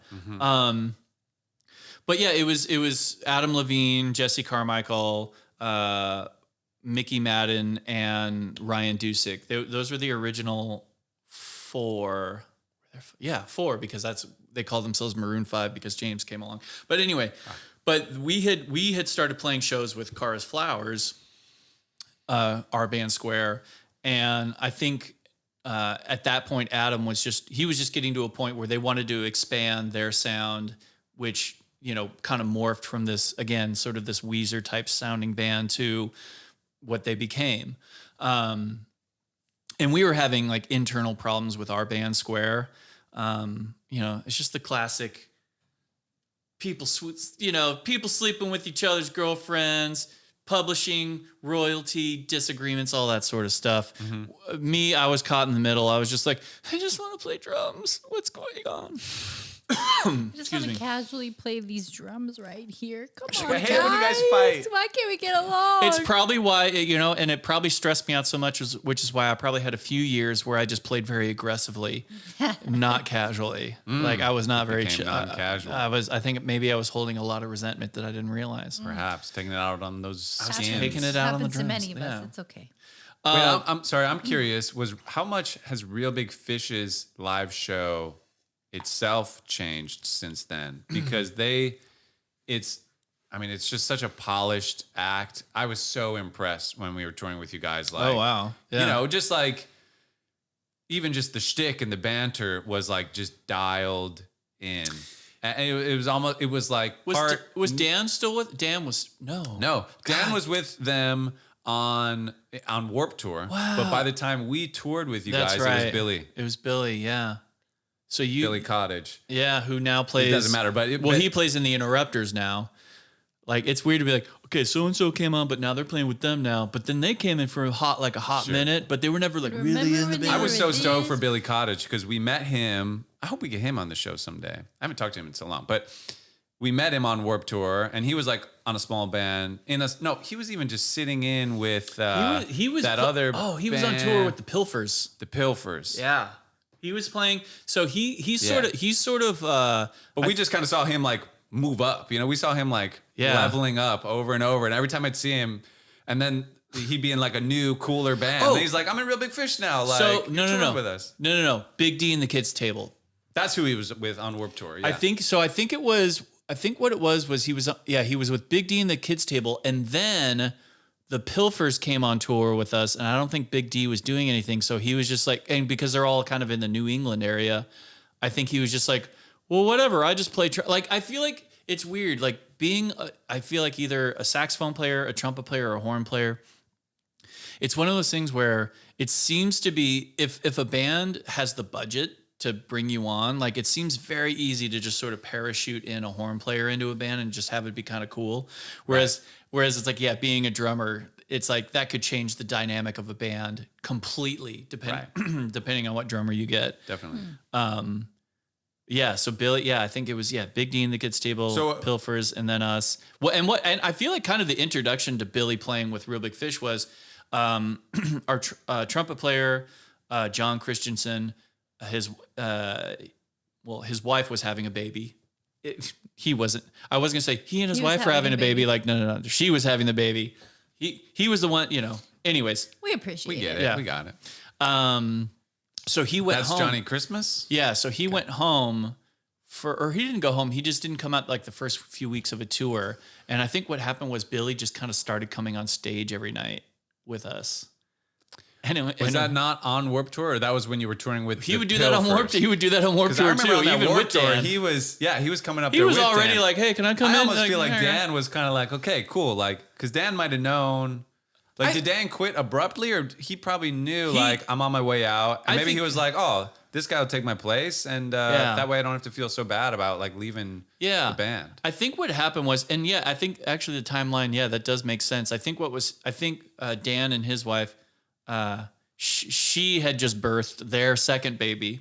And I think with one kid, with one daughter, I think they were like, well, yeah, I think we can make this touring thing work. But I think as soon as the second child came, Dean, I think it was like, yeah, I think the writing was on the wall. It's like, yeah, this is a bit. I think his wife Monica, wonderful woman. I think, and I don't even know the. I think it was I can only imagine. I was never given like any sort of, detailed explanation other than we have 2 kids.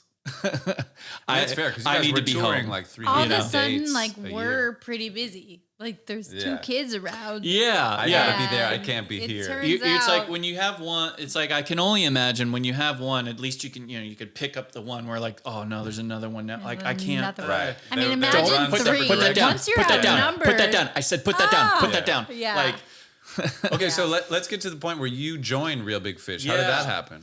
so, well, I had filled in once for one of their old drummers. I was actually drummer number 4 in the band, but so great drummer number, number though. 3. It's lucky. Oh wait, no, drummer number 2. Choked on is someone else's vomit.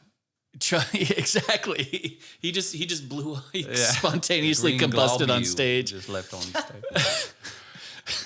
It was. You can't really dust for a vomit. You dude. can't. Yeah. Anyway, sorry. I think I'm just gonna run to the bathroom. These are I'll be Spinal right Tap back. references. Okay. But we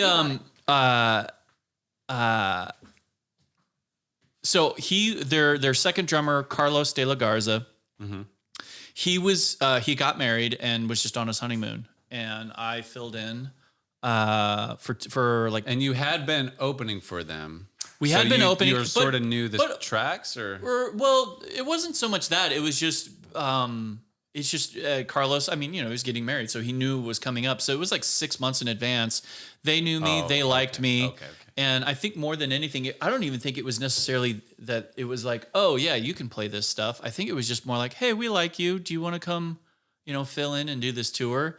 Which that's like what it's all about. Like kids on Warped Tour would ask me like, how do you do it? Like I've been practicing so much. I'm like, yeah, practice is good, but like just be cool, be nice. Yeah. Don't start fights. Like be just the friendly person. And people will invite you to go on tour. No one will go on tour with an asshole. They're like, Right. I was like, I'm only in this band because I'm their friend. Like, I'm not that good. I'm like, I'm just their friend. That's it. So it's like, that's so crucial just that you were Just be someone chill. nice to be around, Yeah. But anyway, I no- digress. No. Yeah. Oh yeah. No. Exactly. And I think that was the thing is and I had hung out with Aaron enough. We had kind of become friends, as much as we could be. And what I mean by that is he, Real Big Fish was on tour a lot, so it would be months would go by and I wouldn't see him. So, So you sit in, you play this show because the guy or like a tour. I did did like a- 3 weeks. Oh, okay. Yeah, it wasn't just one show. It was like a full then- tour. that guy came back. He came back, and then when he wanted to leave permanently, they asked me. But at that point, I was playing with this band called Audio Vent, not Audio Slave. Not to be confused with Not to be obviously. confused with Audio Slave, but I was playing in a band called Audio Vent that was on Atlantic Records. And they were just about to start working on their second record. And like at that point, like, being 21 years old. So in 2001, being on a major label like was still kind of a big deal. Like nowadays, I think people are like, when they're like, oh, we just signed with so-and-so, I think some people are like, why would you do that? Right. It's like, ugh. Yeah, good luck. But at that point, it was still considered a big. It's a big break. It's a big deal to be on a label. Like you had money, and that was the thing. Like it was sort of the tail end of record labels, just kind of because it was still pre. I think it was.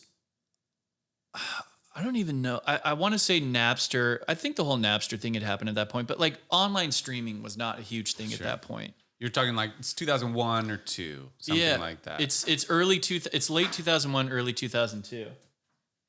You're good. And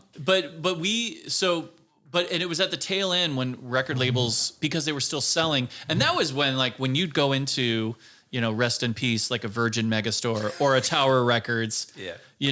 But that's when you would go in and they were gouging fans. Like it was like they would charge like $20 for a CD. And I just remember I really want this record, but I just can't afford this. And I think and it makes sense that something like Napster was spawned out of that sort of I don't know if it was record label greed or if it was record store greed, like just or if it was a combination The of prices both. were just inflating over like for CDs. Yeah. So, but point is, record labels just had lots of money. So it was at the tail end. So I joined this band Audio Vent, and for like 8 months was living in this like 6-bedroom, not mansion, but this 6-bedroom awesome house at the top of the Santa Monica Mountains, where you would look west and you could see the ocean, you could see the valley, you could see downtown Los Angeles. But you could literally just see it all. And like, it was just the most beautiful thing, like living there. Cause like like how the sea fog would come in or the marine layer. So you watch 21. I'm 21 and and I would watch it every day, just go over the hills and just engulf fun. our house. So cause it would get so thick some days because we lived on a house where, so it's like, here's the house, here's like a driveway. And then there's a cliff, Okay. no fence. By the Sure. way, Nice. like no safety fence. It's just like you We could trust you. Yeah, Like, it's just if like you all fall, right, you'll well, you die. got if it. you like fall. you live here, it's your fault. Right. Your You property. You should know. Yeah. You Yeah. should know better. So There's What the are you line. thinking at that time? What is Well- going through your head? You're 20. Is this like, Ryland, you did it? Like in the mirror? Or is this like, yeah, where are you at in your head? I think I had I think if anything, I think I was just thinking, oh, cool, because not only was the record label paying for this house, not it wasn't the manager of this band, but it was the bass player who was able to get me like a monthly like paycheck. They call it a stipend. Okay. But it was essentially like I would get a check like from, of course, like, I mean, I'm pretty sure they had direct deposit back then, but I would get these every month in the mail. On like the first of every month, I'd get like a check for like $2,000 from Atlantic Records. Amazing. So at the time I was like, okay, well, this is cool. Like, I think one of my, I don't know if I guess one of my regrets is that so many things that I got to experience along the way, I wasn't fully appreciating. I think like a lot of us, You never can. I think we get so wrapped up in thinking about what we're trying to achieve and what we're going for that like those moments where it is like, oh, this is pretty cool right now. Like I think unfortunately, I think I certainly had moments where I would be like, wow, this is pretty cool right now. Right, but overall, you were looking at the next thing. I was like, well, yeah. I was like, okay, but we I got do to that focus a on this lot. record. We got to do this. We got to do that. And Right. if I had it all to do over again, I think I would have just enjoyed it a bit more and just relaxed. Sure. And if someone was like, but what about this? I would have been like, we'll figure it out. It's fine. Yeah. Like, get Cross back in that the pool, bridge when man. you So, come but on. you were the other band members kind of like, Ryland, relax. Like, dude, we're in LA, dude. We Well, did it. it's And you're there. like, guys, but we got to make a record. We got to do this. We got to tour. I was definitely thinking that, but luckily, at least I was with 3 other guys who like we actually did work every day. Like from like we would start around noon, and we would work. So Los Angeles of you.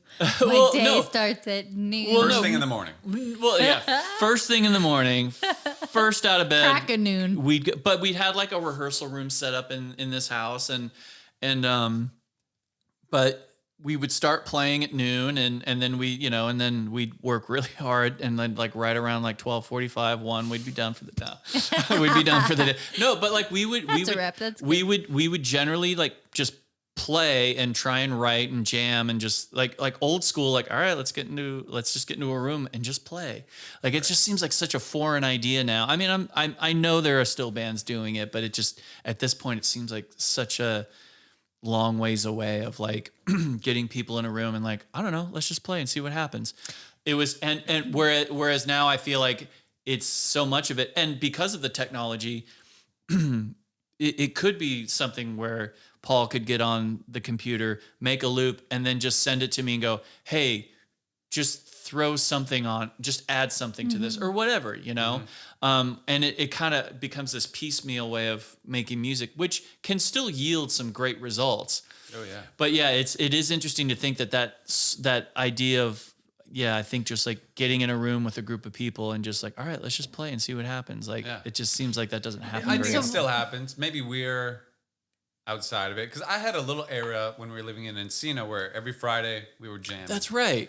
And it was like I would record never them, I never actually, got invited. No, I bet you did. no, get I invited. did get invited. I would just be gone all the time. Well, because it was Oh, every yeah, you were Friday. hard I was dates always to gone. find, Well, yeah. I was always gone on weekends. Oh, you're a rock star. I mean, it's Well, tough. no, It's yeah. tough.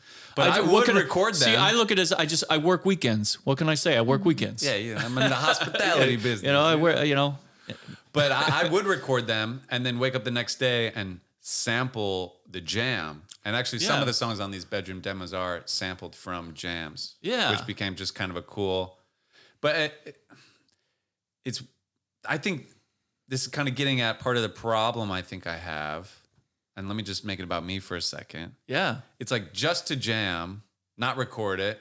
Sometimes it's really cool because you're just, it's out, it's gone to the universe. Right. We don't get to remember it. We don't get to re-listen, But we got to experience. but we got to experience it. But in some ways, it feels like unproductive almost, you know? So Yeah. by recording them and then I get to use them later, it was like, yeah, like I got drunk with my friends, but like it was productive because I recorded it and I'm going to make a song out of that later. So it was kind of my little angle to feel like I'm doing something.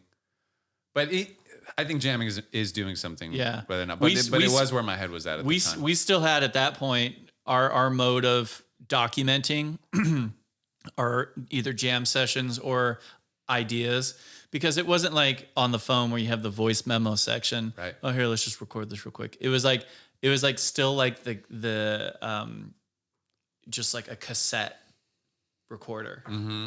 Like, and that's how we would do it. We would just like, So you'd record jams and it's like, ooh, that was a good thing. that was like, cool. And then what would happen was, again, just because, you know, record labels were still paying for demos to be made at that point. So then we would go, we would have someone bring in their little portable studio rig and then we would record demos, sort of high quality demos, Cool. Which is interesting to think because like I still have them on my iPod.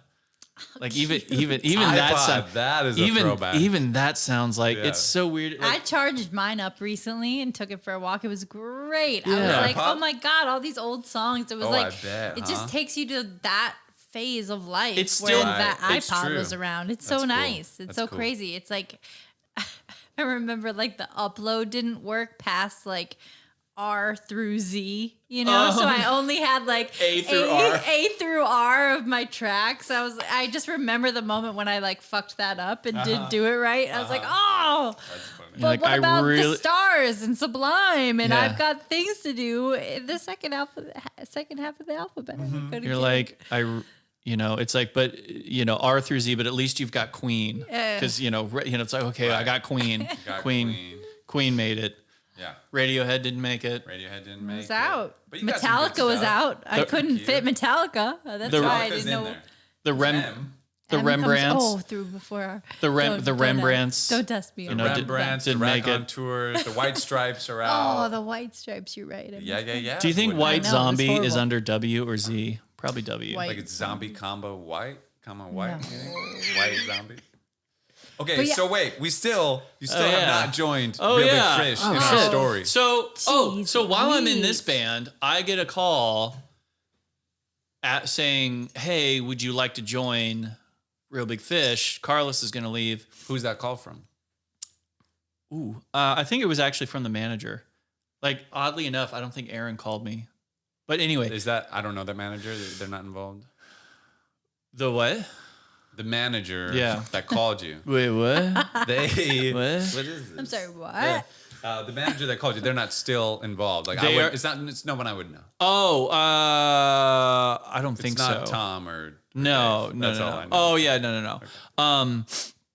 But so at that point I had just joined this band, and again, like being in 2001, again, as I was saying, being on a major label was like still a big deal. So the fact that I was in this band, and of course buying into the things the A&R guy was saying, like, oh man, I'm loving these demos. This is going to be our number. I can tell this is going to be a number one priority. So again, when you're like 20, 21 years old, you're like, That heck sounds good. yeah, Yeah, like, yeah. I'm into this. all you ever wanted to hear. Yeah, and so I chose to stay in this band and like, no, I'm going to be in this band. And then so a guy named Justin Ferreira, I believe that's his last name. He ended up joining the band, but like within like 6 months, You couldn't cut it. well, no, within 6 months, like, you know, like basically the band I was in, we like got dropped from the label. Like, well, but here was the thing, the singer. So like we had been, in my opinion, we had been writing these really cool, like rock songs, like almost like Queens of the Stone Age type songs. And I was really into it. I was like, man, I can't wait for this. It's going to be great because, so these guys, they're older brothers. So the singer of our band, Audio Vent, his older brother was Brandon Boyd of Incubus. And the guitar player and bass player, their older brother was Mike Einziger of Incubus. Oh, wow. So it's like, so you guys were Incubus's little brother. basically, yeah. And but like, it was like, we had been already like management had been getting this plan because we were like, okay, you're going to record your record and then we have you like doing this tour and that tour. So I'm like sitting like, yes, this is going to be great. I'm so excited for this. And like somewhere along the way, I think it was like our guitar player, I want to say like he started like listening to the Pixies or something, or he started listening to, or like, I think he got really into the Pixies and Radiohead and then listened to our music we had been writing and just kept referring to it as butt rock. And he was just like, I just don't want to do this. Like, we have to like reimagine the band. And of course I'm like, no, what? We were so close. But again, the label was like, okay, we'll write some more music of what you're imagining this should go. And let's talk after that. So like we wrote like 6, 7, 8 songs in this new vein, which was kind of close to what we were doing, just a little more artsy, I guess you could say. Mm-hmm. The label was not into it at all. So it was kind of like an I guess it was an ultimatum. It's like, well, so these first batch of songs you gave us, write more songs like that and we'll green light your record to be made. And basically it was like the leads, and there was sort of like a compromise that happened because what ended up happening was, like we were supposed to go in to start recording our record. Studio was booked. Everything was ready to go. And then like a week before, the singer was like, I just don't think I want to be in a band anymore. I'm like, what? Dear God. Like, but wait, what? And so, once basically the band was kind of breaking up, I immediately called Aaron and I was just like, hey, so if you change again, holding the banana. Yeah. As I was holding a banana, I was like, hey, if you change your mind, I'm ready to be taken seriously. Oh, so you're like, I want to put my hat in the ring. I was like, hey, I know it's been 6 months. Or my name in the hat. Name in the hat. I do. What do you put in the ring though? Like, hey, do you put your name in the ring? I know you put your name in the hat. I'm gonna put your hat on. I want to put ring. myself in the ring. I don't know. Anyway. But we at that point it was just kind of like, hey, well, it was just sort of like a good to know. Right, just letting you know. Good to know available. It was like good to know you're available. There was no pressure. Yeah, I'm around. Things have changed for me. Yeah. It's a more fluid position than I was the last time we talked. It's way more casual now. Super casual. Yeah. Things have become pretty like, casual over here with the label. I'm indifferent to the drum patterns that I drum. So whatever you want. And from that I got a very much like a, well, cool, thank you. That's good to know. And but it was like our buddy Justin, he's here, he's in the band. Mm-hmm. But I think ultimately but it kind of turned out, I don't know exactly what the circumstances were of Justin leaving, but I think I know he worked a lot on Coachella, like as far as on the logistical side.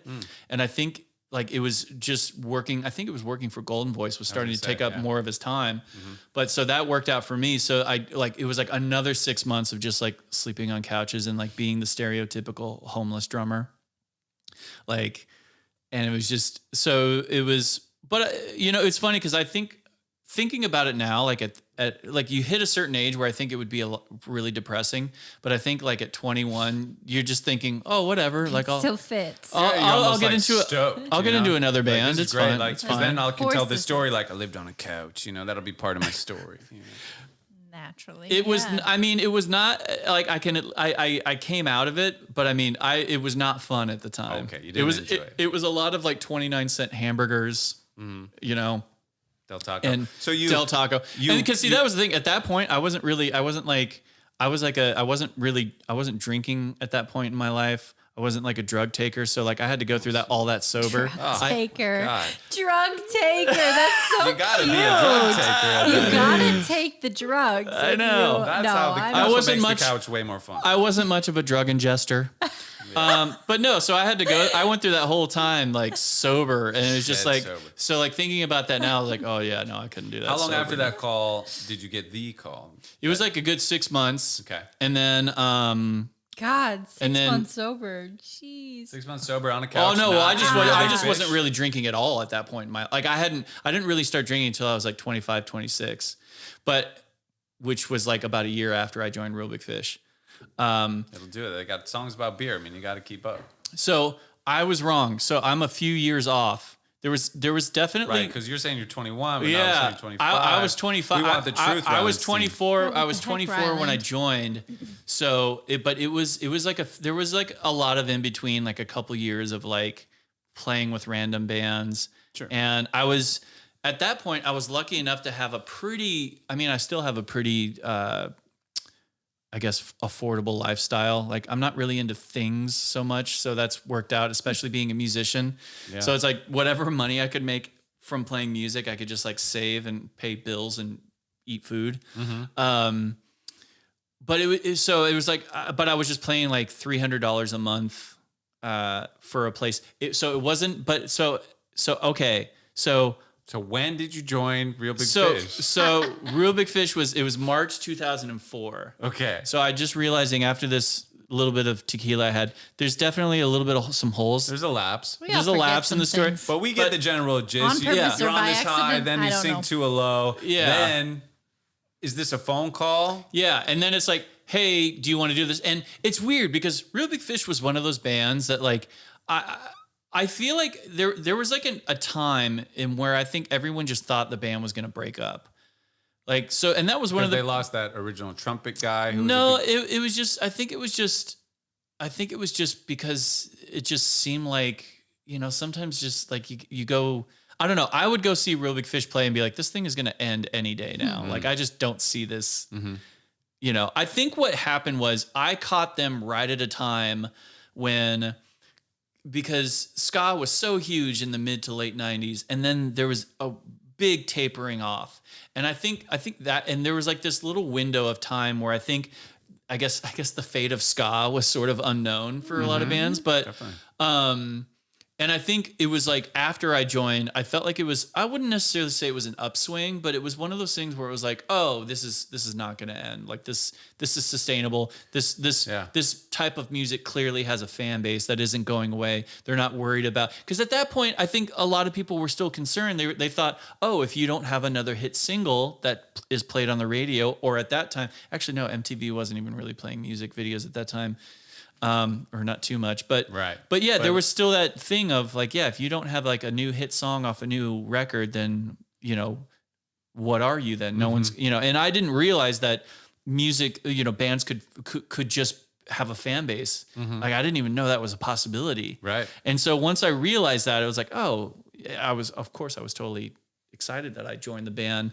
But yeah, it was March of 2004 that I finally joined the band, and it was definitely like at that point, I wouldn't necessarily say it was like, oh, I've made it. It was just more like oh, cool. I think I can just relax for a little while now. Right, a relief. Because I realized at that point I was actually going to be getting like a steady paycheck Yeah. again. It was just like, whoa, this is great. You mean I can start paying rent again and I can Gosh, why does the Get a music cheeseburger and not industry really have to be worry such about a it? Yeah. fickle thing? It's such a It is. It's fickle tough. little place to work. I don't know. I don't know why, but it Well, just but- is. But like, I feel like getting any job can, I mean, I don't know. I guess I'm not in the, I'm not in the or I guess I am in the private sector. I'm not in the private sector. But you're not in the boring job sector. Well, but like it's weird. So my brother, like during the pandemic, because he's a drummer as well. He played with Demi Lovato for a couple years, and he's been playing with the violinist Lindsey Sterling for a number of years now. She's a huge artist in her, I guess I would say in her genres, but she's kind of I think the reason why she's her own genre. She's like her own genre. She's number one in her genre. Yeah, but it's like it almost like it's like coming up with such a niche thing can really hurt an artist. But sometimes it can really pan out, and it really worked out well for her. Cool. Super cool. But my brother he was just like, well, I don't want to keep, he didn't know what to do as far like once the pandemic hits, and he was just like, apparently he was watching an episode of Cobra Kai. Yep. And I didn't know this, but apparently Daniel LaRusso, a part of his character is that he owns some car dealerships, I guess. And so my brother was like, I bet I could sell cars. So my brother's been playing music his whole adult life, and then like just goes and gets a job at like a Lexus dealership and becomes like one of the top selling like salespeople, like not like of Lexus, but just at his dealership. Cool. And so I'm sitting there thinking, I'm just like I don't know what I would do. Like it's just so weird because I guess that's the thing. It's like you're lucky to have it. I'm lucky that I've been able to play music, but like I just think like but just talking about like how the music business is so fickle. I feel like that's just everything. That's just life. Like I feel like anytime that anything other than just having like a minimum wage job, which there's nothing wrong with having a minimum wage job, but it's just, I sit there and think, I'm like, I don't even know what I would do. Like, like the only thing I feel like I have to fall back on as far as playing music is like the idea, like I feel like this is always going to work because I'm like, there's nothing else I can do. Not even like I don't even know. Like, there's nothing else that interests me. It's like, no, I don't know how to do anything else. But you like, could argue that like blind faith that it's going to work out is exactly what makes it work out. I feel like you have that all the time. Like, I'm a more cynical, pessimistic kind of character. Worst case scenario, like, yeah, kind of person. But you believe all the time, and then that's all it takes. It's just like, you know what? I'm going to start this thing. I'm going to just become a car salesman. Why? Because I am a car salesman. You just are. Yeah. I think it comes. Who knew? Incredible, the power of the belief. Yeah. Yeah. Just like if we convince ourselves that we can do something, well, and if you have to do it, especially if you're like I have to do it. You know, like if it's your only option, like keep drumming as your only option in your head. Because if it is, then you will do it. Right. If you tell yourself, I probably could do something else. Yeah. Like, guess what? Like in then a couple you're years, there you are. You know, so it's part of necessity, like a forced necessity, but also belief in yourself. You know, but that's why I contemplate like it all goes back to good parenting. You got to believe in yourself. You know, it's like your parents. You know, when they tell you you can be anything you want, you got to believe it. Yeah, and keep it. But yeah, I mean, I contemplate quitting my job, which I love. It's a great job. With Steve-O? Editing for Steve-O. Just because I want to be a I want to be an artist. Right. Like, I want this success, you know? And part of me feels like if I'm so comfortable. It's a great job.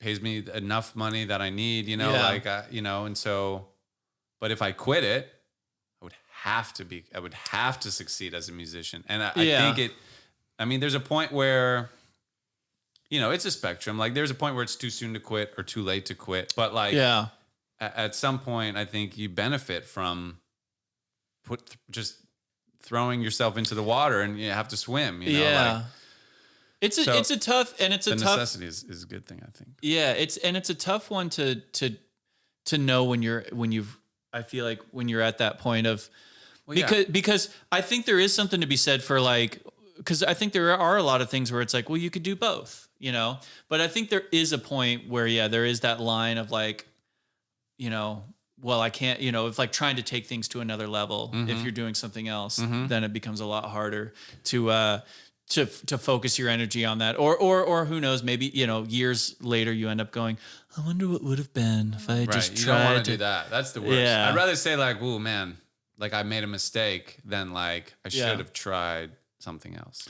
Yeah. I'd rather regret doing something than not doing it. It was interesting. It was so funny that like to hear my dad tell me that he was relieved that after 6 months of my brother doing the Lexus thing, my dad said he was so relieved to find out that my brother was looking forward to getting back on tour. Aw, And, yeah. when it starts happening, but it's just crazy to hear a parent go, like the "Oh, little thank God backwards. you're quitting your job, your secure salaried job so you can go play drums again." God, I thought you were going to tell me you were going to sell cars for a living. Yeah. I thought you were gonna say like you're going back to school or something. Yeah, I was like, oh my God, God. thank goodness you're still Jim going to. Carrey had a really good point to this, because his dad, he said his dad played it safe, had a good job, kids, played it safe, and then one day just was fired, got laid off. Yeah. And Jim Carrey looked at that and said, "Wow, like even if you play it safe, you can fail and get it all taken away from you. So why play it safe? Like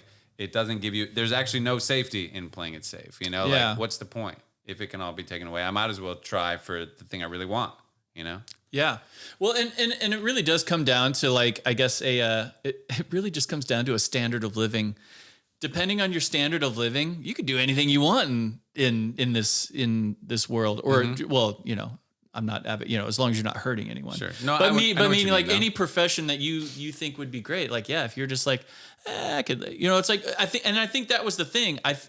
So when I found myself without a band, technically homeless, just sleeping on people's couches, I think at 21, I think I still had the hope, and I still had like, no, this is just like a little like, This is a growing pain. yeah, this is an intermission to the next thing or whatever. But yeah, I think but if I was like in my mid to late 30s or something, or if I was the age I am now, it's and something what I thought was detrimental that happened maybe to my career. Again, maybe I found myself without a band or without any sort of gig or, no job, whatever.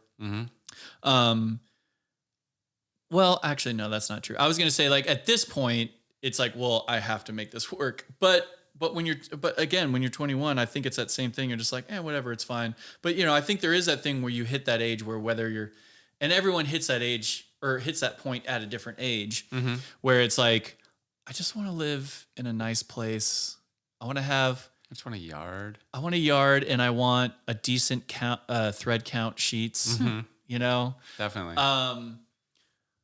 So, and I think I just got lucky enough that I was able to just start playing music and start bringing in money, and at a point, at an age where it's like, okay, cool, this seems possible. It really wasn't until I want to say I was like 33 or 34 when I was like, I guess this is just what I do now.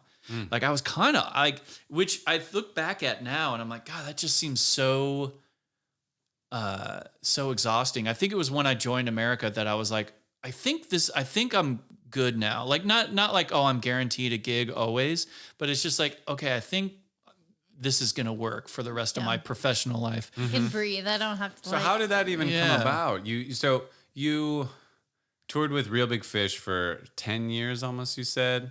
Yeah. So this is world tours. I mean, how many dates a year would you guys do? Like 300, more than 250, 300? I would say the busiest year we ever did was probably close to 300. But really it was like probably like 100, like between 150 and 200 shows a year. So you're on tour at least 6 months of the year. Yeah, absolutely. And so you did 10 years of this with really cool people playing fun music to fun fans. And I think Real Big Fish will be definitely, maybe it'll change, but musically, I think Real Big Fish will be the funnest band. I have like the funnest music I will ever play. Yeah, like on stage. Super upbeat, lively, energetic. It's so fun, and not that I don't have fun. Not that I wouldn't have fun playing any sort of music. It's drums. I love playing drums. And every musical situation poses its own challenges. But yeah, as far as just like a band where you're just like, you know, where it just was constantly just so fun and chaotic. And so then how did America happen? How did you meet them? How did they know you? Like, how did that go down? So it all comes back to That Ernie Ball show. They were there. no, well, almost no. Okay, so so in between when at a point when I was in between bands, I was just sort of like going around town, just sort of doing pickup gigs with anybody, like where it's like, oh, we could pay you $30, like, okay, and like, here's our little demo, learn the songs, and they're like, there wouldn't even be rehearsals. You would just show up with like my little notes and be like, all right, count us off. We got fun. this, yeah. Yeah, and so, but I did a gig, I did a gig with this group called Quarter Life Crisis. Not the best band, but they had money to pay. But they were your quarter life crisis. They were my quarter life. So they had money to pay me, to actually show up and play. So I was like, okay, cool, I can. Yeah, well, a paid gig. I could keep my belly full for the next few days with this money. But the singer of the band, she was dating this guy. His name's Matt Beckley.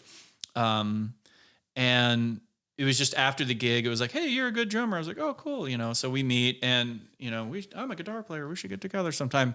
And it's weird because I feel like there are certain things like that do happen when we're younger. They did happen. I feel like, and of course, the less and less, it's like, you know, I'm 40 now. And the idea of being out somewhere and seeing someone, meeting them and going, hey, I play music too. We should get together. I feel like someone else like that is close in age would be like, yeah, cool. Yeah, the window of opportunity. Call me sometime. Closed on that. Yeah. Yeah, like Less thirsty, almost. yeah, people would just get together just because they're like, all right, you play music too, cool. Let's just because we're at that point we're all trying to get something going, Right. So I think there's just this Just looking for sparks. yeah, there's this effort to just be like, okay, cool, let's just get together and play.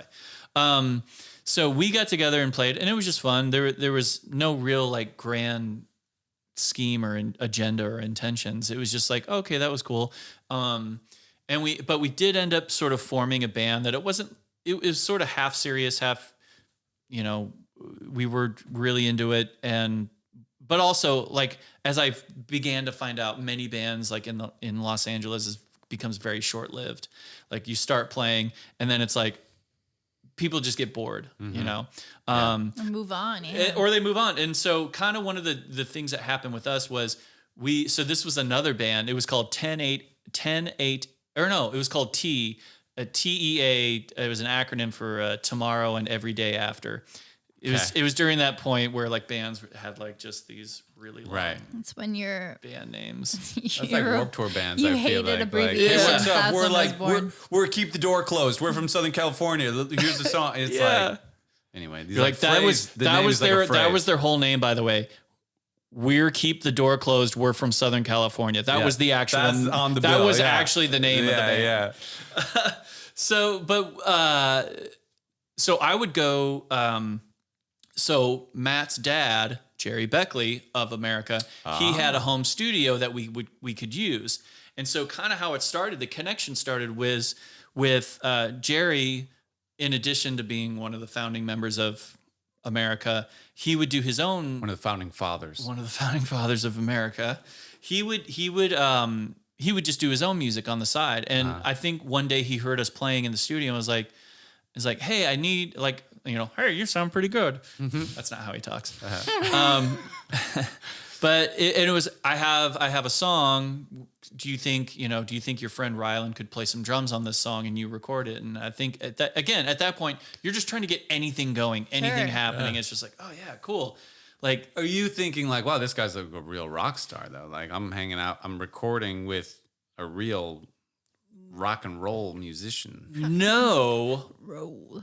Only because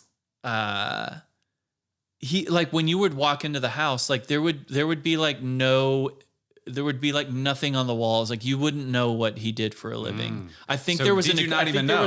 I think there was like an acoustic guitar in the corner. But there's not like platinum albums or things like that. It was just, I respect that. Yeah, it was it was, I mean, it was a nice house, but it was just, no indicators whatsoever. If anything, you would have thought he was like a writer or a book editor because like it would just like, Jerry, just like he's been reading his whole life, just like these, every wall, floor to ceiling books that cool. he, So we had you record on some yeah, stuff. he had me record a few things, and so he knew I could play in that style. And already, so the two original members that are still left in the band, or there's only 3 founding members, but the 2 guys left are founding fathers. Is Jerry Beckley, who like wrote and sang Sister Golden Hair, and Dewey Bunnell, who wrote and sang Horse with No Name, and of course those guys many other songs that they wrote, many other hits. So when they got big, they were literally 17 and 18 years old. Wow. So like imagine, and that was during a time when like records would be made, like a band would do a record every year and go on tour. It wasn't like, okay, cool, our record's out, let's go on tour for 2 years and we'll put out a new record after that. No, it was like, okay, you've got this tour, and then we have you booked in the studio for this time because your record, it's like whatever. It's like January and whatever your record. We need a hit, baby. Yeah, we need another record. It's like our record just came out. I know, and now we need another one. So they were just Killed it. Let's go. So the first 10 years they were a band, they put out. I'm sorry, for the first 7 years they were a band, they put out a record every year. So they wrote and recorded a record every year, and were on tour constantly. Wow. Yeah. So they were 17 and 18 when they first got big. Their drummer, though, a guy named Willie Leacox, he was like 8 or 9 years older than them. So he was like, in his late 20s, the cool older guy, So because he was, almost 10 years older than them, he was just getting older. It's at that point, at the point that I joined, he was almost 70. And it was just getting to the point where I think he had told them that like I got a few good years left in me and I want to spend them on the golf course. And so they're like, all right, well, that's because he played with them for 44 years. Wow. 44 years he played with them. And so he told them he wasn't going to be playing anymore. And that was when I got a call. It was June of 2013. No, it would have been 14. 14 or 15. I mean, wait, I was still playing. I still toured with you guys, I think, in 2014 even. Maybe 14. Maybe you left in 14. I want to say it was August of 2014. Okay, it's possible. Checks out. But of course, like any industry, it's one of those things where they're like, okay, cool. When do you need me? It's like, well, we need you yesterday, basically. So, but we had 4 days off between a Europe tour and a US tour and a Europe tour. And I knew I didn't want to miss out on the opportunity. But I also just didn't want to leave Real Big Fish high and dry. So I had made a few phone calls to a few people, not necessarily to have them join the band, but at least like, hey, can you do this tour? And that was when Ed Beach, who ultimately became the drummer, I had to sort of do a little bit of convincing because I think he was concerned about upsetting some people, missing some shows. I was like, dude, trust me, they'll get over it. And because of course he was playing with Suburban Legends. Yeah, he was playing with Suburban Legends at that point, and he was like, they're my friends, and I'm like, dude, trust me, they're gonna get over it. They'll get it. Yeah, too. and they'll get it. Like, it'll be fine. Like they're not gonna hate you, and because I think the reason I was able to say that to him was because like I kind of went through that. Right. And it's like when, of course, we're all different, but like me personally, like I don't like confrontations. I don't like upsetting people. Mm-hmm. It's one dead camera. We're running, dude. We're running 2 hours, dude. This is a jammer. This is a marathon. Shucks. But whatever I was saying. Ed. Oh, but so I was able to convince Ed to commit to it. Was Aaron upset when you left? I mean, obviously, like he would miss you, but If he was upset about it, he kept it to himself. He was very supportive. It was so weird because after 10 years of playing in the band, it was like after a sound check, and I was like, hey man, can I talk to you for a second? And it's like, I've known this guy for 10 years, 10 plus years. You've never pulled him aside? Never once have I said to him, a hey man, can I talk to you for a second? right. Never once. And so instantly It's he's like, like, we need to talk. It's like, oh, Yeah. you're breaking up. yeah. So it Keywords. was like after sound check, I was like, hey man, can we talk for a second? He's like, yeah, man. And it's just like, and I could just, it's almost like that. Can you come into my office for a minute? You're like, Yeah. I don't want to come into your office. yeah. No, I need you to come into my office. I don't Nothing want to. good, I'm not yeah. coming into your office right now. But I was like, instead of just, because there was a part of me that I was like, I had this whole thing set up in my head, like, hey man, this has been so great. You've been like, instead, It's not you. It's me. yeah, It's I had like where I am, Right. It's just like I got to this point in my career and it's you've been so great, but yeah. I need to fly, buddy. It's Right. time. No, so I leap. I had this whole kind of like, I guess sort of movie-esque type Little spiel speech in my head. And instead he's like, I was like, yeah. And so we go off into the corner. I'm just like, I'm leaving the band. And he just goes, what? And I'm like, I'm leaving the band. Like, I'm gonna, and the only ripped it off like a band-aid. the only reason What else can you do? right. Okay, wait, we still have this one maybe. Hold on, let me check. We better wrap We it better up. wrap this thing up. I mean, we'll keep talking and hanging. But yeah, it was This one's dead too, so we're all audio at this point. okay. Well, Wait, I can switch out the battery on this. That's never happened before. I know, dude. We're going deep. I tend to ramble. I like it. Dude. So wait, none of the cameras are working? Go smoke pot. At the moment, we got no cameras. Cool. Smoke them if you got them. I just recently, in an effort to, this is going to sound so bad, but in an effort to drink less, not that I was like drinking a bottle of booze a day or anything like that, but I'll drink more than we'd like. well, if I guess if anything, it was just more of a man, the hangovers are just too much nowadays. So in an effort to drink less, I started smoking weed. And I found it's working. Like, cause I do find it's one of those things where it's like you're sitting there just kind of like, you just take a couple or however much you want, you take a couple puffs and then all of a sudden you're like, cool. And I find that I'll just like sit there like with the TV on or music or whatever with a beer in my hand. And I'll realize like, oh, it's been like a half hour since I took a sip. Whereas, I think before it was just like, Yeah. Oh, that's good. like weird, Oh, like yeah. Not It not slows like- you down. It You're drinking. slows me way down. So before Sure. I know it, like I'll drink only like 2 beers, and I'll be like, no, I'm good. I think I'm good. So yay pot, I guess. Yay pot? I know. If I don't smoke pot, I drink a lot more alcohol. Like more frequently, I choose alcohol. It's interesting how that works. Yeah.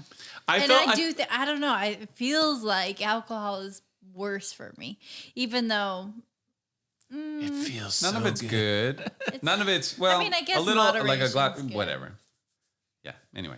Anyways, I digress. We're going to wrap this up soon, but Yeah. I'm going to fire some questions at you that Yeah. I'm just curious about. Lightning round. Lightning round. seriously. We've never done a lightning round. We haven't. I'm Okay. excited. Favorite drummer when you were a kid, favorite drummer now. Ooh, okay. So Dave Grohl, the album Nevermind by Nirvana was definitely like my mind was blown when I first heard that record because I grew up listening, and I'm very thankful for this. I grew up listening to old like jazz and rhythm and blues records because of my dad, because that's pretty much what he listened to. And I would listen to like the Beatles and Rolling Stones, but it was strictly what my dad listened to. And then the first time, like as I got old enough, I guess, or not old enough, but like I was at a friend's house and they're like, "Oh, did you hear the new Nirvana?" I'm like, "I don't even know what that is. Wow. Is it like the Beatles?" Like, and so he puts it on and just cranks his stereo, and just hearing that first time, that the blattin, I was just like, "What is that?" And I swear I went home. I was like, "Dad, what have you been keeping from me this whole time?" Wow, yeah. It's like, what else don't I know? But Right. I love so many drummers, but hands down, it was Dave Grohl that I was like, I need to play drums. And like within a year, I had a drum set. Epic. And I was playing along to that record. I would play along to that record.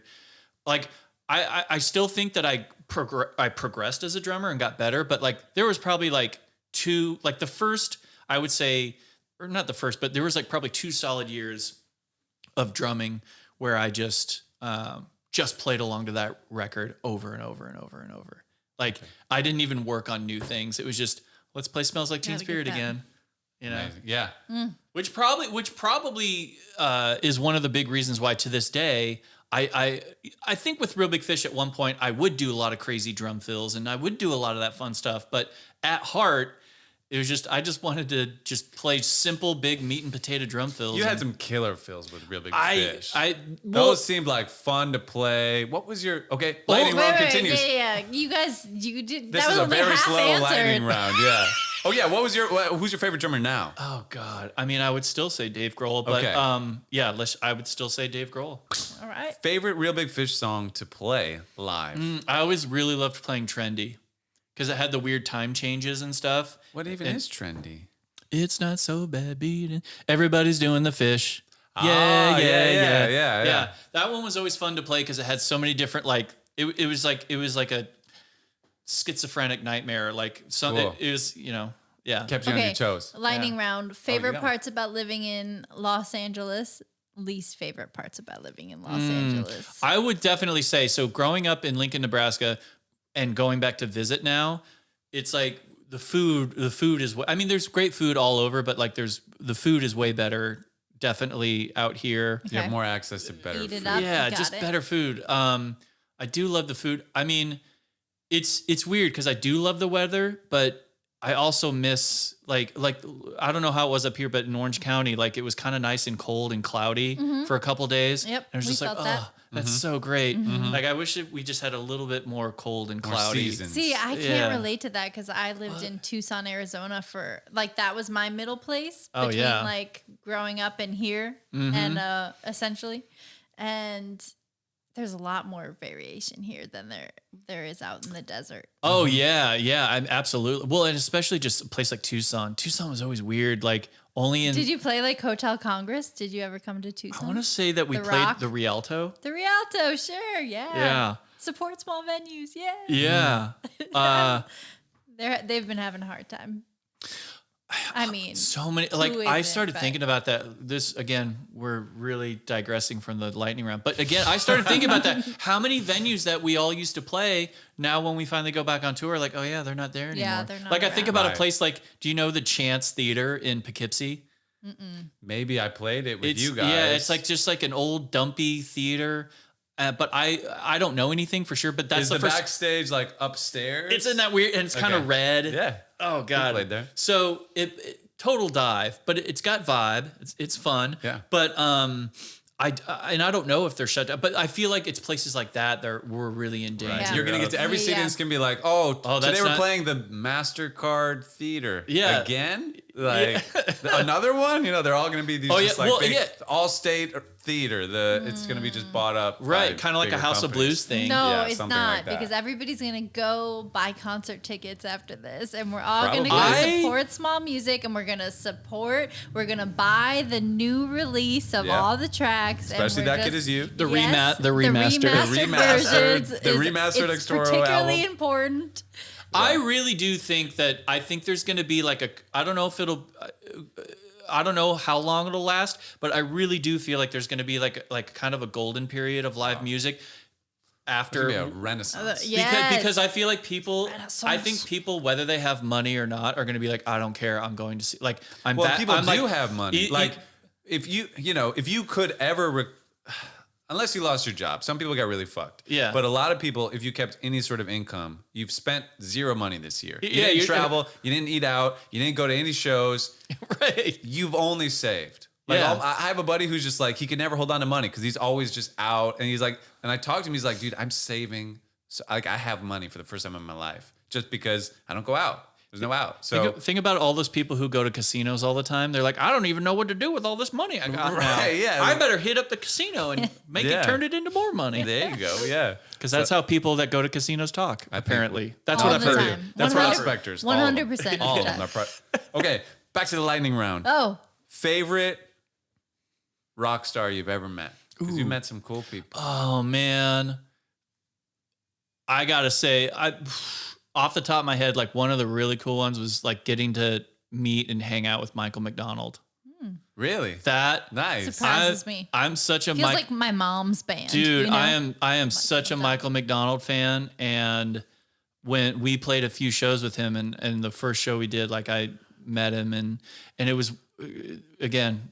I would okay. I'll try and tell this quickly. So I got to meet him, and for me, I'm just like, oh my god, it's fucking Michael McDonald, and he's like over at. Oh my God, it's Michael McDonald. You're talking like God. Michael And McDonald. oh my god, he's at catering right now. I should go say hi.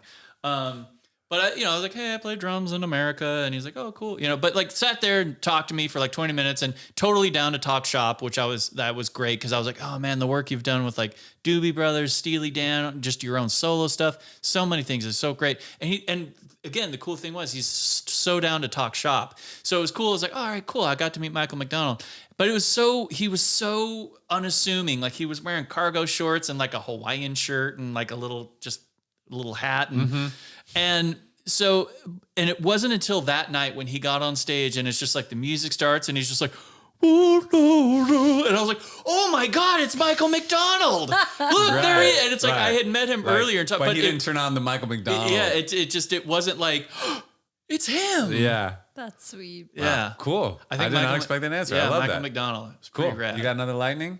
Because I got more. Oh, you've got more? Yeah. Well, go for it. Okay. Your favorite concert you've ever been to as an audience member? Okay, so there's two. So Two is okay. But like a concert. They were both concerts, but one of them was seeing 9 Inch Nails at the Planet Hollywood, like indoor. I think it's like an indoor amphitheater, whatever. But it was at the Planet Hollywood venue. 9 Inch Nails. It was Josh Freese's last show. Like I'm a huge Josh Freese fan. He's a drummer. He's like just a legendary. Yeah, I would say second to Dave Grohl on Josh Freese, yeah. favorites. I almost thought you would say Josh Freese. Yeah, but the only reason I got to say Dave Grohl is just because it's like it got me started. Dave's also like, not that Josh Freese isn't creative, but like Dave Grohl is like, he established his own. Maybe I'm just ignorant to Josh Freese. I feel like Dave Grohl like carved out his fucking lane. He's like, I'm Dave Grohl. And Josh Freese is like, I can do anything. I can be anyone you want me to be. I'm just amazing. But it's like, exactly. But like, which is still awesome. which is still awesome and Yeah. so impressive. But Dave Grohl is like, Yeah. it's more, I don't know. There's more of a personality almost or something. Yeah. I don't know. Sorry, Josh Freese. I love you. We love you, Josh Reed. We love you. He's a big fan. Yeah. Yeah, so that one, but also I remember the first time my whole life, whenever I see kids like get into the pit and get crazy, and I always watch it and be like, what are they doing? Like, come on. And it wasn't until I saw, I want to say it was 2002. It was 2002. And it was the first Coachella I went to. Mars Volta was playing in a small, I think it was the Mojave tent. At that point, the Mojave tent was pretty small. Like Coachella was still like, 2002. on a is small, not- it was yeah. still big, but it was on a little bit of a smaller scale. Oh, yeah. Like I think if they had 50,000 people, they were like, oh my God, we had 50,000 people here. Right. So they were playing, I believe it was the Mojave tent. And I remember for the first time watching them play, or watching Mars Volta play, the energy was just so like, there was so Palpable. much. Oh, it really was like, and it was the first time that like I was like, oh my God, I understand why kids go crazy at shows now. I was like, like it was that feeling. Like I still didn't get into the pit or anything because there really was no pit, because that was the crazy thing. There was like maybe 30 people watching their show. This is before Francis the Mute, I assume. This was before Deloused in the Comatorium even came out. Okay, so yeah. Francis the Mute was the second. Early. This was before their first album even came out. Like their not demo, but their little three song. They came out of another band, right? They were like at the drive-in? At the drive-in, okay, yeah. okay. Omar. So there was hype around Mars Volta. Yeah, so there was still already. hype. Yeah. But rightly so, because they were a freaking great band. So, but I remember just watching that. So that would be up there too, where it was just like, so 9 Inch Nails, that was just such an impressive, amazing show, like, and such high energy and so amazing. But Mars Volta, that was the first time, like I said, where I was just like, I don't know what this feeling is.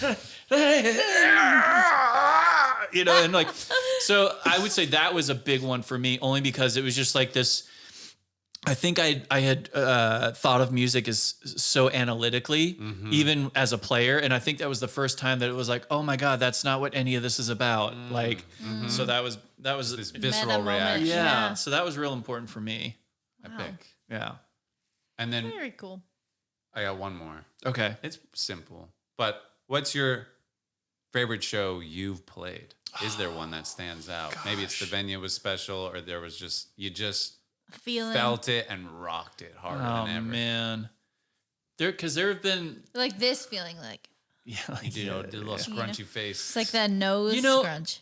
This goes back to what I said earlier, where it was like, I wish I had taken more time to really have fun with some of the things, or enjoy the experiences even more than I did. Well, as a drummer, it is hard to sort of pause and be like, I should really enjoy the moment. Like, whoa. I missed it. I'm sorry. But again, I think it was more like thinking in terms of like, oh, I have to be up at 6 a.m. because we're going to the airport. Like I would be thinking about that, or I'd be thinking like, oh, they didn't, they brought us Coke instead of Pepsi on our rider today. Like that, like, and it just, to me, what I think of as stupid things now. So if anything, moving forward post pandemic, I would like to say that I would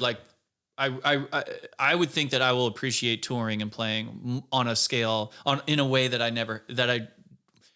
I should have earlier in my life. Like I feel like things that used to annoy me or frustrate me, I feel like, have me back in a year and we'll see. But like, I would like to think that the little things that annoy me, I'm just like, it's fine. What is it called when it's like the rider or whatever? That's your rider. That's like what the everything venue you provides require you when you get the venue to the to venue. have. Yeah. So let's see, what's the most ridiculous thing you've ever seen on a rider? And then what's like, I don't know, it just made me think of what you want. What do you expect to see when you arrive? Well, it depends on from band to band. Like with America, we're super simple. It's probably, I think there's like a veggie tray, a deli tray, a loaf of bread, Respectable. some Wholesome. some chips and salsa, water, and like definitely like either coffee brought to us or like a coffee maker, like definitely coffee. Okay. It's pretty simple. It's like we're and even with Real Big Fish, it was kind of the same. I think with Real Big Fish, I think because we were traveling by bus, pretty much with America, we do everything is all fly dates. So I think that's another reason why with America, we don't have a pretty insane rider, just because When you're living on a bus, you're relying on that rider. That's like your water. Maybe there's towels and soap and things like that on these riders. Sure, yeah. I will say though, I don't know how we did it, but man, with Real Big Fish, like when we were all still like, when I was still in my 20s, and we're actually at that, like the point when we were all still like at our 20s, like, man, I think about like, cause we would get 2 cases of beer, a bottle of vodka, a bottle of whiskey, and 2 bottles of wine. And we would finish that every day. Forget about food. Forget about vitamins. Like I think about that now. I'm Nourishment. like, and of course we would have friends and bring people on the bus. Oh yeah, grab a beer. But no, it was. I think we liked to think that like, oh, we didn't drink all that. Like we shared it. We course. brought people on the bus. But it's just like, I think about that now. I'm like, wow. Like between like, and it wasn't like all of us were drinking. I would say between like 4 people, like Right. all of that would big get. drinkers. I was like, whoa. Well, good. You're trending upward if you're going to add some some vegetables. Yeah, exactly. Well, now we're trying. Now game. it's now instead of that, it's things like oh, we got to make sure we have a veggie tray that isn't just carrots and celery. We need we want to make sure there's tomatoes and broccoli too because we need fiber. And we have Ezekiel bread instead of Wonder Bread now. There you go. Nice. We got moving on up. It's all about fiber. Make America great again. It's all about coffee. Yes. Coffee's big. And really, that ended up being the only thing. Like, I know every band has their thing, but with America, with us, it's just like, okay, got to make sure there's like a steady stream of coffee. I wish we just had a coffee fountain, like like chocolate fountain at fondue. like a wedding. Like you just Right. have just put your cup. That like, would be cool. Like a drinking fountain, just coffee. yeah. Maybe that should be the post-pandemic breakthrough. Coffee's big. Coffee fountain. But I wouldn't say this was the crazy. There's two quick. There's two stories that I would say about writer stuff. One was, and I won't name names, but one was, and this seems like such a ridiculous thing, but there was one artist apparently that I know of that refused, and this was like the first or second day of tour, they refused to go on without their Fiji water. Like it had to be Fiji. Square bottles or bust. Yeah, Let me guess, it was square. And apparently that was the only thing they cared about was Fiji water. And you're just like, really? Just like, who cares? Just go on stage and play. Right. Like, so I would say is one of the most ridiculous That's things. pretty- That's a like, little Is that somebody you ludicrous. toured with? yes, Is that John Feldman? no, I'm just kidding. actually, surprisingly, I had never like for as unique of an individual that John Feldman can be, as complicated of an individual he can be. I actually don't. I feel like I never personally encountered any sort of like, this isn't good enough. I need this. Like, it was just kind of like, he would show up and be like, all right, let's play. And then he would leave. Right. It's just like, all right, cool. It was kind of that too. He was like in and out. yeah. And whatever. I was just making a joke. John Feldman's the lead singer of Goldfinger. He's just kind of an intense guy, but honestly, very impressive producer. He produced 5 Seconds of Summer and Hillary Duff and like. Yeah, he's written lots of hit songs for these artists as well. Discovered Real Big Fish. Even he was A&R and discovered Real Big Fish. Yeah. And I think No Doubt. Yeah. He's just huge. He produced I think he's produced a lot of the Used records. Like, I think that's where his producing really took off, was the Used. Goldfinger took the Used on tour. I think anyway, but that was his first big record. And that's kind of what set him up to become a producer. But yeah. But also, so other story though. Okay. So this was a hip hop artist. Because we used to do a lot of college shows, and these college shows we would play, it would be the most random lineups. Like you'd have like it would be a show with us, like the band Brand New, and like Exhibit. Like, and that was the college, because I think colleges were like, oh, we need to try and have something for everybody. Yeah. So variety. I mean, that's a good bill. I would enjoy that. So we would play some what I would consider really random lineups at these college shows. But one of them, there was a hip hop artist, again, I will not name names, but was insistent that like the tour manager was like, the writer has to be exact. Like otherwise he won't go on and all this sort of stuff. They're like, okay. And what happened was, I guess apparently on his rider, he has like one package of just plain white Hanes t-shirts. Okay. Like, and they hadn't gotten those. I think what it was, they were like, well, we found these Fruit of the Loom. They're like, it's got to be Hanes. And apparently the only place they could get them was like, because we were like in the middle of nowhere. A lot of these colleges, as I found out, I just think of college, I think big city. Right. But there's so many, thousands of colleges. College is the big city in the middle of nothing. Yeah. So these poor kids who are just putting on this concert, and they go, they drive the 2 hours to get these Hanes white t-shirts and bring them back there. Okay, we got him. Like, and they're racing back because the guy is supposed to go on at like any minute. And they're like, he's not going on until his right, So the thing was though, so they get the t-shirts and then the guy makes a call. And then I'm like, all right, this drama's too weird for me. So I go and I'm kind of standing, in most of these college shows, they're like in a gymnasium with the stage set up.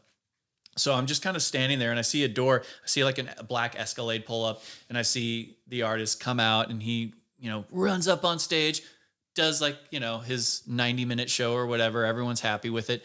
But like, and then immediately just gets in the car and goes, never once even went into the backstage room. So the whole like the writer's got to be perfect for the artist because the artist needs this and that. Like And they don't artists even just show check that it out. never even went into the room, and I'm just That like, is so that's show pretty business, Yeah. kids.